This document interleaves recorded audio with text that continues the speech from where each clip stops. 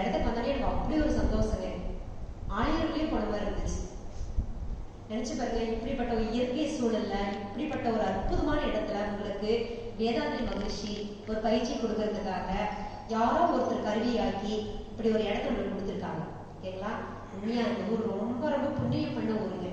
ரொம்ப ஆசையா இருக்கு. நானும் எத்தனையோ அறிவித்திருக்கேன், போயிருக்கிறேங்க. இப்படி ஒரு இயற்கை சூழல் அமைந்த ஒரு கோயில் நான் பார்த்ததே இல்லை. ஆலயத்துக்கு அடுத்தபடியாக இங்கதான் பார்க்கணும்.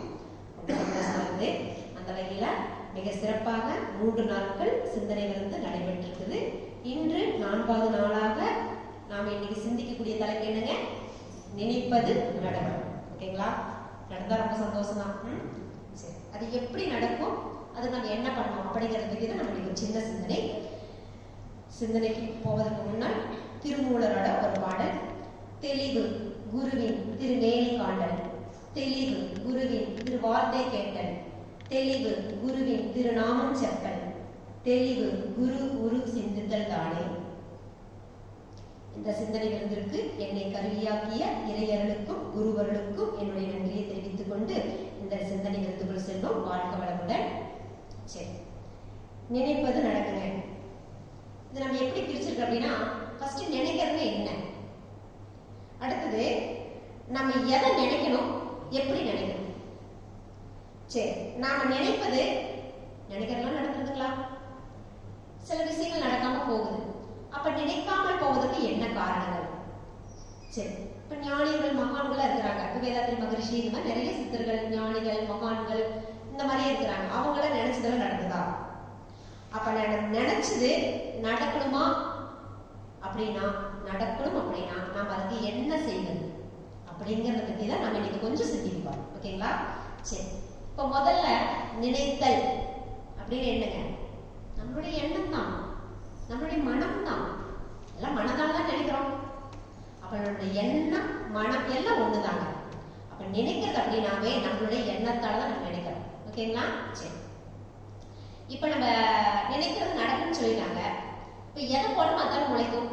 நான் புளியாங்கொட்டை போட்டுட்டு மாங்காய் எதிர்பார்த்தா வருமா? நான் எதை விதைக்கின்றோன்னு அதை தான் அறுவடை பண்ணியாகணும். ஓகேங்களா? அப்ப நம்ம எதை போட்டோமோ அது நிச்சயமாக முளைக்கும். அதுல எந்த சந்தேகமும் இல்லைங்க. அதான் நம்ம வேதாத்ரி மகரிஷி சொல்லுவாங்க, விதைத்தவன் உறங்கி விடலாம், விதைகள் உறங்காது. நினைத்தவன் உறங்கி விடலாம், நினைவுகள் உறங்காது. அப்ப ஒரு விதை போட்டோமா அதை கூட மறந்துடலாம். ஆனா அந்த விதை மறந்துக்கலாங்க. கரெக்டா ஒரு 3 நாளோ 5 நாளோ 10 நாளோ ஆனோன்னு என்ன ஆகுதுங்க, அழகா முளை விட்டு வெளியில் வர ஆரம்பிக்கும். அதே போல நினைச்சது நாம தான். அதை நிச்சயம் நினைச்சவன் நாம மறந்துடலாம். ஆனா உங்களுடைய நினைவு, அந்த எண்ணம் நிச்சயமாக நடக்கும்ங்கிறாங்க. ஓகேங்களா? சரி, அப்ப இந்த மனம் அப்படிங்கிறது வந்து பாத்தீங்கன்னா, நம்மளுடைய இந்த மனம் ஒரு பெரிய விளைநிலம், ஒரு பெரிய தோட்டம் மாதிரி. இதுல எதை போடணும், எதை போடக்கூடாது அப்படின்னு நாம தான் நினைச்சு அதை செய்யணும். நெல்லை போட்டா நெல்லு முளைக்கும், புல்ல போட்டா புல்லுதான் முளைக்கும். அப்ப எதை போட்டோம் அதை அறுவடை பண்ணியாகணும். இல்ல நெல்லை போட்டுட்டு ஐயோ புல்லெல்லாம் வருது அப்படின்னு கவலைப்பட்டு இருந்தீங்கன்னா நிச்சயமாக நெல்லை அறுவடை பண்ண முடியாது. ஓகேங்களா? அந்த வகையில இந்த மனம் அப்படிங்கிறது ஒரு தெய்வீகம் பொருந்திய ஒரு அற்புதமான ஒரு மனம். ஓகேங்களா? இதுல நீங்க எதை போட்டீங்கன்னாலும் முளைக்கீங்க. அப்ப எதை போடணும், எப்படி போடணும் அப்படிங்கிறது இன்றைய சிந்தனைங்க. ஓகேங்களா? சரி, இப்ப அதுதான் அந்த காலத்துல ஒரு பழமொழியை சொல்லுவாங்க, திணை விதைச்சவன் தனியா இருப்பான், வெனை விதைச்சவன் வெனையா இருப்பான். நம்ம முன்னோர்கள் பெரிய சயின்டிஸ்டுங்க, இவ்வளோ பெரிய அறிவாளிகள். நாம என்னமோ அவங்க சொன்னதெல்லாம் அவங்க வேலை இல்லை, சும்மா சொல்லி வச்சுட்டு போயிட்டான்னு சொல்லிட்டு இருக்கோம்.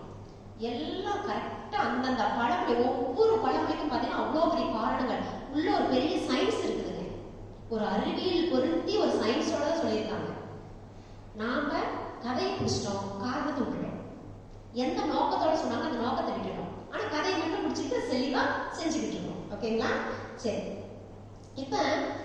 இப்ப நான் நினைச்சிட்டுங்க, இப்ப நான் காலையில் ஒண்ணு நினைச்சேன், தூங்கி எழுந்துச்சுன்னு ஒரு எண்ணத்தை எண்ணிட்டேன், நினைச்சிட்டேன். அது எப்ப நடக்கும்? உடனே இன்னைக்கே நடக்குமா? நடக்கலாம். நீங்க இன்னைக்கு காலையில் நினைச்சீங்கன்னா இன்னைக்கு ஒரு நாளையில அது நடந்துடலாம், அல்லது ஒரு வார காலத்தில் நடக்கலாம், அல்லது ஒரு மாதத்தில் நடக்கலாம், அல்லது ஒரு வருடத்தில் நடக்கலாம், 10 வருடங்கள் கழித்து கூட நடக்கலாம், ஏன் இந்த பிறவியிலேயே நடக்கலாம். அடுத்த பிறவியில் கூட நடக்கலாம். ஆனா நிச்சயம் நினைப்பது நடக்கும். ஓகேங்களா? நினைச்சிட்டீங்க, அது வீணா போகுமா? நீங்கள் எண்ணிய எண்ணம் போட்ட விதை முளைக்காம போயிருமா? முளைக்கும். இப்ப நம்ம கீரை விதை போடுறோங்க காட்டுல. ஓகேங்களா? இப்ப கீரை விதை போட்டோம்னா ஒரே மாசத்துல கீரை செடி வரும். அதை என்ன பண்ணலாம்? நல்லா பொரியல் பண்ணி சாப்பிடலாம். ஒரு தக்காளி செடி ஊன்றோம், தக்காளி விதை போடுறீங்க, அது ஒரு 3 மாசம் ஆகும்ல தக்காளி பழம் வச்சு சமைக்கிறதுக்கு. சரி, அதே போல ஒரு தென்னைக்கன்று வைக்கிறீங்க. தென்னை மரம் ஒரு நம்மளுக்கு ஒரு இளநீ தேங்காய் கொடுக்கணும் அப்படின்னா கிட்டத்தட்ட ஒரு 5 to 10 வருஷம் வெயிட் பண்ணணும். இதே ஒரு பனைமரம் வைக்கிறீங்க, பனைக்காயை ஊனி அந்த பனைமரத்தை வச்சீங்கன்னா கிட்டத்தட்ட 40 வருஷம் வரும். அது அதோட பழனை கொடுக்கறதுக்கு, அது நொங்கு எடுத்து சாப்பிட்றதுக்கு ஒரு 40 வருஷம் ஆகும். அது அந்த கிராமத்துல ஒரு பழமொழி இருக்கு தெரியுங்களா? கேள்விப்பட்டிருக்கீங்களா? தெனை விதைச்சவன் தென்னையை வச்சவன் தின்னுட்டு செத்தான், பனையை வச்சவன் பார்த்துட்டு செத்தான். ஏன்? அந்த பனைமரத்தை வச்சவங்க என்ன பண்ண முடியாதுங்க, அதோட பலனை அனுபவிக்க முடியாது. இப்ப நாம அனுபவிக்கலனாலும் கட்டாயம் நம்மளுடைய சந்ததிகள், நம்மளுடைய வாரிசுகள் அந்த பலனை அனுபவிப்பார்கள். அதே போலதான் நான் ஒண்ணு நினைச்சிட்டீங்க அப்படின்னா நிச்சயமாக அதற்கு உண்டான அந்த விளைவு நிச்சயமாக வரும். அந்த காலம் தான் வித்தியாசப்படும். ஒரு நாள் நடக்கலாம், ஒரு மாசம், ஒரு வருஷம், இந்த பிறவி அடுத்த பிறவி, ஆனா நிச்சயம் நடக்கும். ஓகேங்களா? சரி சரி, நம்ம பொதுவா என்ன நினைக்கிறோம்? சும்மா பொதுவா எல்லாரும் என்ன ஆசைப்படுறோம், என்ன நினைக்கிறோம்? நான் சந்தோஷமா இருக்கணுங்க, உடம்புல நோயே இருக்கக்கூடாது. ஓகேங்களா? நான் தொட்டதெல்லாம் தொடங்கணும், வெற்றி மேல வெற்றி வந்துகிட்டே இருக்கணும், எனக்கு கவலையே இருக்கக்கூடாது. ஓகேங்களா? ஆனா நான் கஷ்டப்படக்கூடாது, கேட்கறப்பெல்லாம் கடவுள் காசு கொடுத்துக்கிட்டே இருக்கணும். இதுதாங்க உண்மை. இன்னைக்கு யாரும் கஷ்டப்பட தயாரா இல்லை, நோகாம நோக்கி கூப்பிடுறதுன்னு சொல்லுவாங்க. அப்ப அந்த மாதிரி நம்ம கேட்கறப்பட நம்மளுக்கு பணம் வந்துகிட்டே இருக்கணும், நான் தொட்டதெல்லாம், நான் எதை தொட்டாலும் சரி நான் சக்சஸ். அப்ப இது நடக்குதுங்களா? எல்லாரும் நினைக்கிறோம், நினைக்கிறது நடக்குங்கிறத தலைப்பு. அப்புறம் ஏங்க நான் நினைக்கிறதுலாம் நடக்க மாட்டேங்குது? எனக்கு காசு வேணும்னு கேட்கிறேன், ஒரு பெரிய வீடு கட்டணும்னு ஆசைப்படுறேன், ஒரு கார் வாங்கணும்னு ஆசைப்படுறேன், இதெல்லாம் நினைக்கிறது தானே, இதே நடக்க மாட்டேங்குது. அப்ப இது எல்லாருக்குமே சாத்தியம் இல்லைங்க. அப்ப நம்ம நினைக்கிறது ஒண்ணு, நடக்கிறது ஒண்ணு. சொல்றோம்ல, நான் ஒண்ணு நினைச்சேன், அந்த கடவுள் அது ஒண்ணு செஞ்சு கொடுத்துருப்பா அப்படின்னு. அந்த காலத்துல பாருங்க ஒரு பாட்டு இருக்குது, நினைப்பதெல்லாம் நடந்து விட்டால் தெய்வம் ஏதுமில்லை, நடந்ததையே நினைத்திருந்தால் அமைதி என்றும் இல்லை. இதுதான் உண்மை. நினைச்சதெல்லாம் நடந்துட்டா நாம கடவுளை நினைப்போமா? எல்லாத்துக்கும் நான் சந்தோஷம், எனக்கு நடக்கிறதெல்லாம் சந்தோஷமா நடந்ததுன்னா நான் தான் காரணம் நினைச்சுக்கிறேன். ஆனா நான் நினைக்கிறதுக்கு மாறா, அதற்கு ஆப்போசிட்டா ஒண்ணு நடந்துச்சு வச்சுங்க, அதுக்கு மத்தவங்க தான் காரணம். ஏன்னா இடிச்சுவாய் நான் தலையை கட்டிக்கிறேன். இந்த மனித இயல்பு இருந்தாங்க. அப்போ ஒரு மனிதன் பாருங்க, நம்ம எவ்வளவு சுயநலமா இருக்கிறோம் அப்படின்ட்டு. சந்தோஷமாக இருந்தா நாம கடவுள் நினைக்கவே மாட்டேங்க. நல்ல சந்தோஷம், நீங்க கேட்டதெல்லாம் நடந்துருச்சு, நினைச்சது நடந்துருச்சு அப்படின்னா நீங்க கடவுள் கோயிலுக்கு போயிட்டு இது பண்ணுவீங்களா? அப்படியா, நான் யாரு, எவ்வளவு பெரிய அப்பாட்டாக்குறேன் அப்படி நம்மளே நம்ம என்ன பண்ணிக்கிறோம், அப்படி புகழ்ந்துக்கிறோம். அப்ப மனிதனுக்கு கவலை ஒன்று வர்றப்ப நம்ம கடவுளையே நினைக்க ஆரம்பிக்கிறோம். ஓகேங்களா? சரி, இப்ப முதல்ல நம்மளுடைய நினைத்தல் அப்படிங்கிறது எங்க நம்ம ஆரம்பிக்கிறது தெரியுங்களா? தெய்வத்தில் தான். கோயில்ல, கோயிலுக்கு போறோம், என்னென்னலாம் நினைக்கிறோம், அதை வேண்டுதல். கடவுளே நான் நினைச்சிருக்கிறப்பா, இதை மட்டும் நிறைவேற்றி கொடுத்துரு, நீ நிறைவேற்றி கொடுத்தீங்கன்னு உங்க தேங்காய் உடைக்கிறேன், கொட்டை போடுறேன், ஆடு வெட்டுறேன், கோழி வெட்டுறேன், எல்லாம் உனக்கு உண்டியில அவ்வளவு காசு கொடுத்துறேன், சாமிக்கே நினைச்சு கொடுக்குறாள் நாங்களாம். ஆனா நினைச்சு நடத்தி கொடுத்துடணும். அப்ப அந்த அளவுக்கு நம்மளுடைய இந்த மனதில் உள்ள அந்த எண்ணத்தை வெளிப்படுத்தக்கூடிய ஒரு இடம் எதுன்னு பாத்தீங்கன்னா ஆலயம், கோயில். ஓகேங்களா? அங்க போய் எல்லாம் வேண்டுங்களா? சரி, இப்ப அதனால அந்த காலத்துல சொல்லுவாங்க, இறைவனிடம் கையேந்துங்கள், அவன் இல்லை என்று சொல்லுவதில்லை. அன்னைக்கு சொல்லிட்டு போயிட்டாங்களே, அப்ப அவங்கள கேட்ட கொடுக்கணும்ல. எனக்கு தட்டுங்கள் திறக்கப்படும். கிறிஸ்தவத்துல ஒரு வார்த்தை இருக்கு, நீங்க கதவை தட்டிட்டு நம்ம கொடுத்துருவோம், அது திறந்து உங்களுக்கு என்ன வேணுமோ அதை கொடுத்துருவோம் அப்படிங்கிறாங்க. அப்ப நமக்கு என்ன வேணுமோ அதையெல்லாம் ஒருமுகப்படுத்தக்கூடிய ஒரு கருவியாக இருப்பது கடவுள். இப்ப நான் என் மனசுக்குள்ள இருக்கிறத எங்க வீட்டுக்காரர் சொல்ல மாட்டேன், எங்க பையன் பொண்ணுன்னு யாருக்கையும் சொல்ல மாட்டேன். ஆனால் நான் சொல்லக்கூடிய ஒருத்தர் யாருங்க? கடவுள். ஓகேங்களா?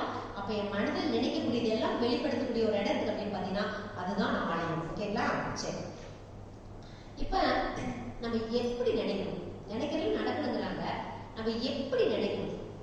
அதாவது பாருங்க, நம்முடைய வாழ்க்கைக்கு எது ரொம்ப முக்கியத்துவமோ, எது ரொம்ப அவசியமோ, எது இல்லாவிட்டால் என்னால் உயிர் வாழ முடியாதோ அதைத்தான் நினைக்கணுமா? நினைக்கிறதா நினைக்கிறோம். அடுத்த வருஷம் எலெக்ஷன் தான் வருதுங்க. இந்த ஊருக்கு எம்எல்ஏ வாழ நினைக்கலாமா? ஏன் எம்எல்ஏ, ஒரு மினிஸ்டர் இல்ல சிஎம் அவங்களாம் நினைக்கலாமா? அது நடக்குமா? அது சாத்தியமா? நிச்சயமாக இல்லை. அப்ப என்னுடைய வாழ்க்கைக்கு எது முக்கியத்துவம், எது இல்லாம என்னால் உயிர் வாழ முடியாது, இது இருந்தா தான் என்னால் வாழ முடியும் அப்படின்னு இந்த அத்தியாவசியமான தேவைக்கு தான் நம்ம நினைக்கணுமா? ஆடம்பர தேவைகளை நினைக்க கூடாதுங்க. சொல்லுவாங்க ஆத்துல போட்டாலும் அளந்து போடணும் அப்படிம்பாங்க. அப்ப நமக்கு எது வேணும், எது இருந்தால் இப்ப நான் வாழ முடியும் அப்படிங்கிற அந்த ஒரு எண்ணத்தை தான் நம்ம நினைக்கணும். அப்படி நினைச்சா நிச்சயம் நடக்குங்கிறாங்க. நம்மளுடைய எக்ஸ்ட்ரா தேவைகளை கடவுள் என்ன பண்ண மாட்டார், அருள் கொடுக்க மாட்டார். ஓகேங்களா? அப்ப நம்ம நினைக்கலையே தவறு இருக்குது. நினைச்சு பாருங்க, அத்தியாவசியமான தேவைக்கு மட்டும்தான் கடவுள் நினைக்கிறீங்களா? நம்மளுக்கு என்னது தேவை? இன்னைக்கு நம்மளுக்கு இருக்கிறோம் அப்படின்னா சாப்பிடறதுக்கு சாப்பாடு, போட்டுக்கிறதுக்கு ட்ரெஸ், இருக்கிறதுக்கு ஒரு வீடு. இதுக்கு யாருக்காவது பஞ்சமா இருக்குதுங்களா? நீங்க இதுக்கு யாருக்கும் பஞ்சமே இல்லையே. நம்ம நாட்டை பொறுத்த வரைக்கும் சாப்பாட்டுக்கு பஞ்சமே கிடையாது. சாப்பாட்டுக்கு இல்லாம சாகிறவங்க விட அதிகமா சாப்பிட்டு செத்தவங்க தான் ஜாஸ்தி நம்ம ஊரை பொறுத்த வரைக்கும். ஓகேங்களா? அப்ப ட்ரெஸ்ஸுக்கு சொல்லவே வேணாம். இந்த துணி உற்பத்தி பண்ற கடையெல்லாம் மூட்டிங்கன்னு வச்சுங்க, ஒரு 5 வருஷம் திறக்கலைன்னா நமக்கு கவலையே இல்லைங்க. எல்லாம் ஸ்டாக் பண்ணி வச்சிட்டோம். வீட்டுல 4 கபோர்டு, முன்னையில ஒரே பீரோ, குடும்பத்துக்கே ஒரே பீரோ தான் இருக்கும். அதுல மேல பாத்தீங்கன்னா அப்பாவது ஒண்ணு இருக்கு, மேல எல்லாம் நம்மளதெல்லாம் இருக்கும். கீழே பாவம் ஒரு சின்னதா ஒரு ரேக் இருக்கும், அது மட்டும்தான் அவங்களுக்கு இருக்கும். ஓகேங்களா? சரி, அப்ப அந்த அளவுக்கு முன்னையில வீட்டுக்கு ஒரு பீரோ வச்சு எல்லாம் அடக்கி வச்சுருக்கோம். இன்னைக்கு அப்படி 4 ஒவ்வொரு கபோர்டு, வீடு செய்யறதே கபோர்டை சேர்த்து செய்ய ஆரம்பிச்சோம். அப்ப நீங்க ட்ரெஸ்ஸுக்கும் பஞ்சம் இல்லை, சாப்பாட்டுக்கும் பஞ்சம் இல்லை, இருக்கிறதுக்கு ஏதோ ஒரு இடம். ஓகேங்களா? அது வாடகை வீடோ அல்லது சொந்த வீடோ ஏதோ ஒரு இடம். அப்ப இதுதான் நம்ம மனிதனுக்கு தேவைங்க. 3 வேளை சாப்பாட்டுக்கு உண்டான வசதி என்கிட்ட இருக்குது, கடவுள் கொடுத்துருக்கான். நான் போட்டுக்கிறதுக்கு ட்ரெஸ் எனக்கு இருக்குது, இருக்கிறதுக்கு நிலம் கொடுத்துருக்கான். இன்னும் என்ன தெரியுமா நினைச்சிட்டு இருக்கோம் நாம? அப்ப இதையெல்லாம் தாண்டி நம்ம நினைக்கிறோம் அப்படின்னா அது கொஞ்சம் நம்ம வாழ்வில் தேவையை விட ஆடம்பரத்துக்காக நினைக்கக்கூடிய ஒரு எண்ணம். இந்த கடவுள் நிறைவேற்றி தருவானுங்களாங்க. அப்ப எதை நினைக்க வேண்டும், எதை நினைக்க கூடாதுன்னு நம்ம நல்லா புரிஞ்சுக்கோங்க. அப்ப நம்ம எப்படி நினைக்கணும் அப்படின்னு பாத்தீங்கன்னா, ரொம்ப அத்தியாவசியம் தான் நினைக்கணும்னு சொல்லிட்டேன். நம்மளுக்கு எது முக்கியத்துவம் அதை தான் நினைக்கணும்னு சொல்லிட்டேன். அது எப்படி நினைக்கணும்னா திரும்ப திரும்ப நினைக்கணுமா? சும்மா அதெல்லாம் நினைச்சிட்டு கடவுளை எனக்கு பண்ணி கொடுத்துரு அப்படின்னு சொல்லிட்டு அவருக்கு ஒரு அப்ளிகேஷன் போட்டு வந்துட்டு வீட்டுல உட்காந்துட்டு நம்ம சீரியல் பார்த்துட்டு இருந்தா கடவுள் நடத்தி கொடுத்துருவாருங்களா?